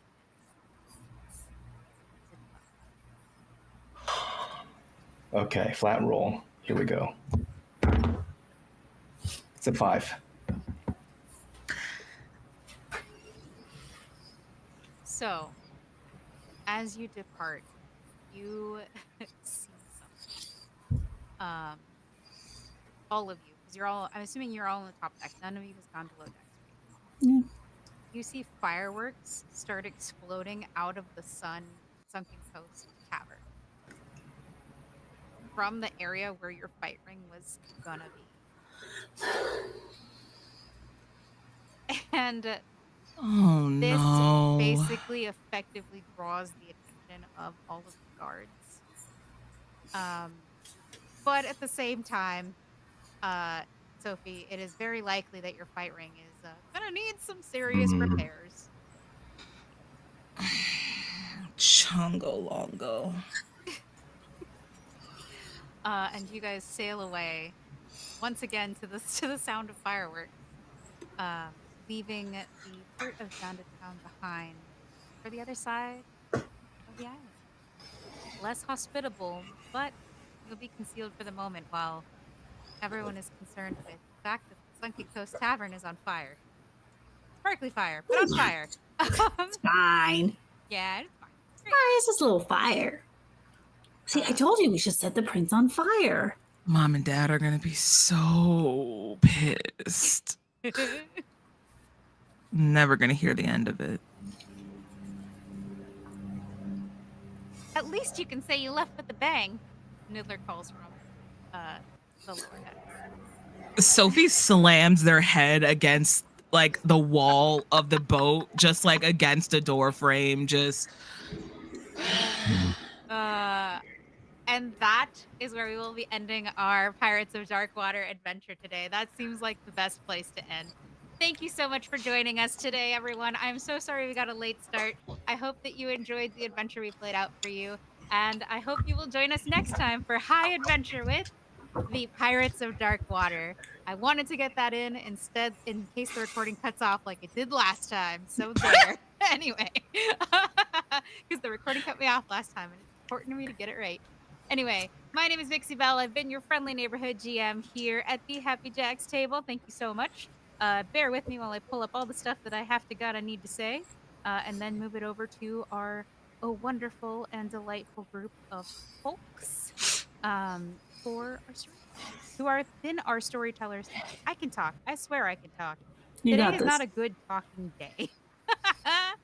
It'd be like that sometimes, my friend. For real, though. There it is. So, yes, I have thanked the audience, and thank you to our wonderful mods. We know you're out there somewhere. Thank you for existing and making sure that we aren't, in peril in the usual ways. We'd like to thank you for your hard work, and as always, thank you to our amazing Patreons to keep us ad-free and independent. And at this point, I have to remind everyone that I am the GM. I cannot tell the story by myself. I merely set the scene and make sure that there is a place for these wonderful characters to live out their stories. And that's where you guys, the players, come in. Why don't we go around the table one more time and you can tell people where they can find you and who you played today. We'll go backwards this time, starting with you, Joe.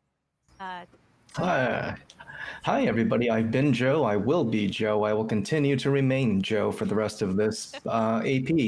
If you want to follow me, you can write my name down on a piece of paper, put underneath a candle, light that candle on the third night under a full moon, and 1 week from that night, just go online and look for me at joekou.card.co. That's joekou.carrd.co. All right. And next, I forgot who was in the order. It's fine. It's all Sam. It's all Sam. Everything's coming up, Sam. Everything's coming up, Sam. I like that. Hello, everyone. Y'all are everything, and I'm coming up, Sam. You can find me all across the interwebs at Lust for Life X. That's LUSTTFORLIFEEX. That's across all social medias, specifically on Blue Sky because we don't use the hell side of Twitter anymore.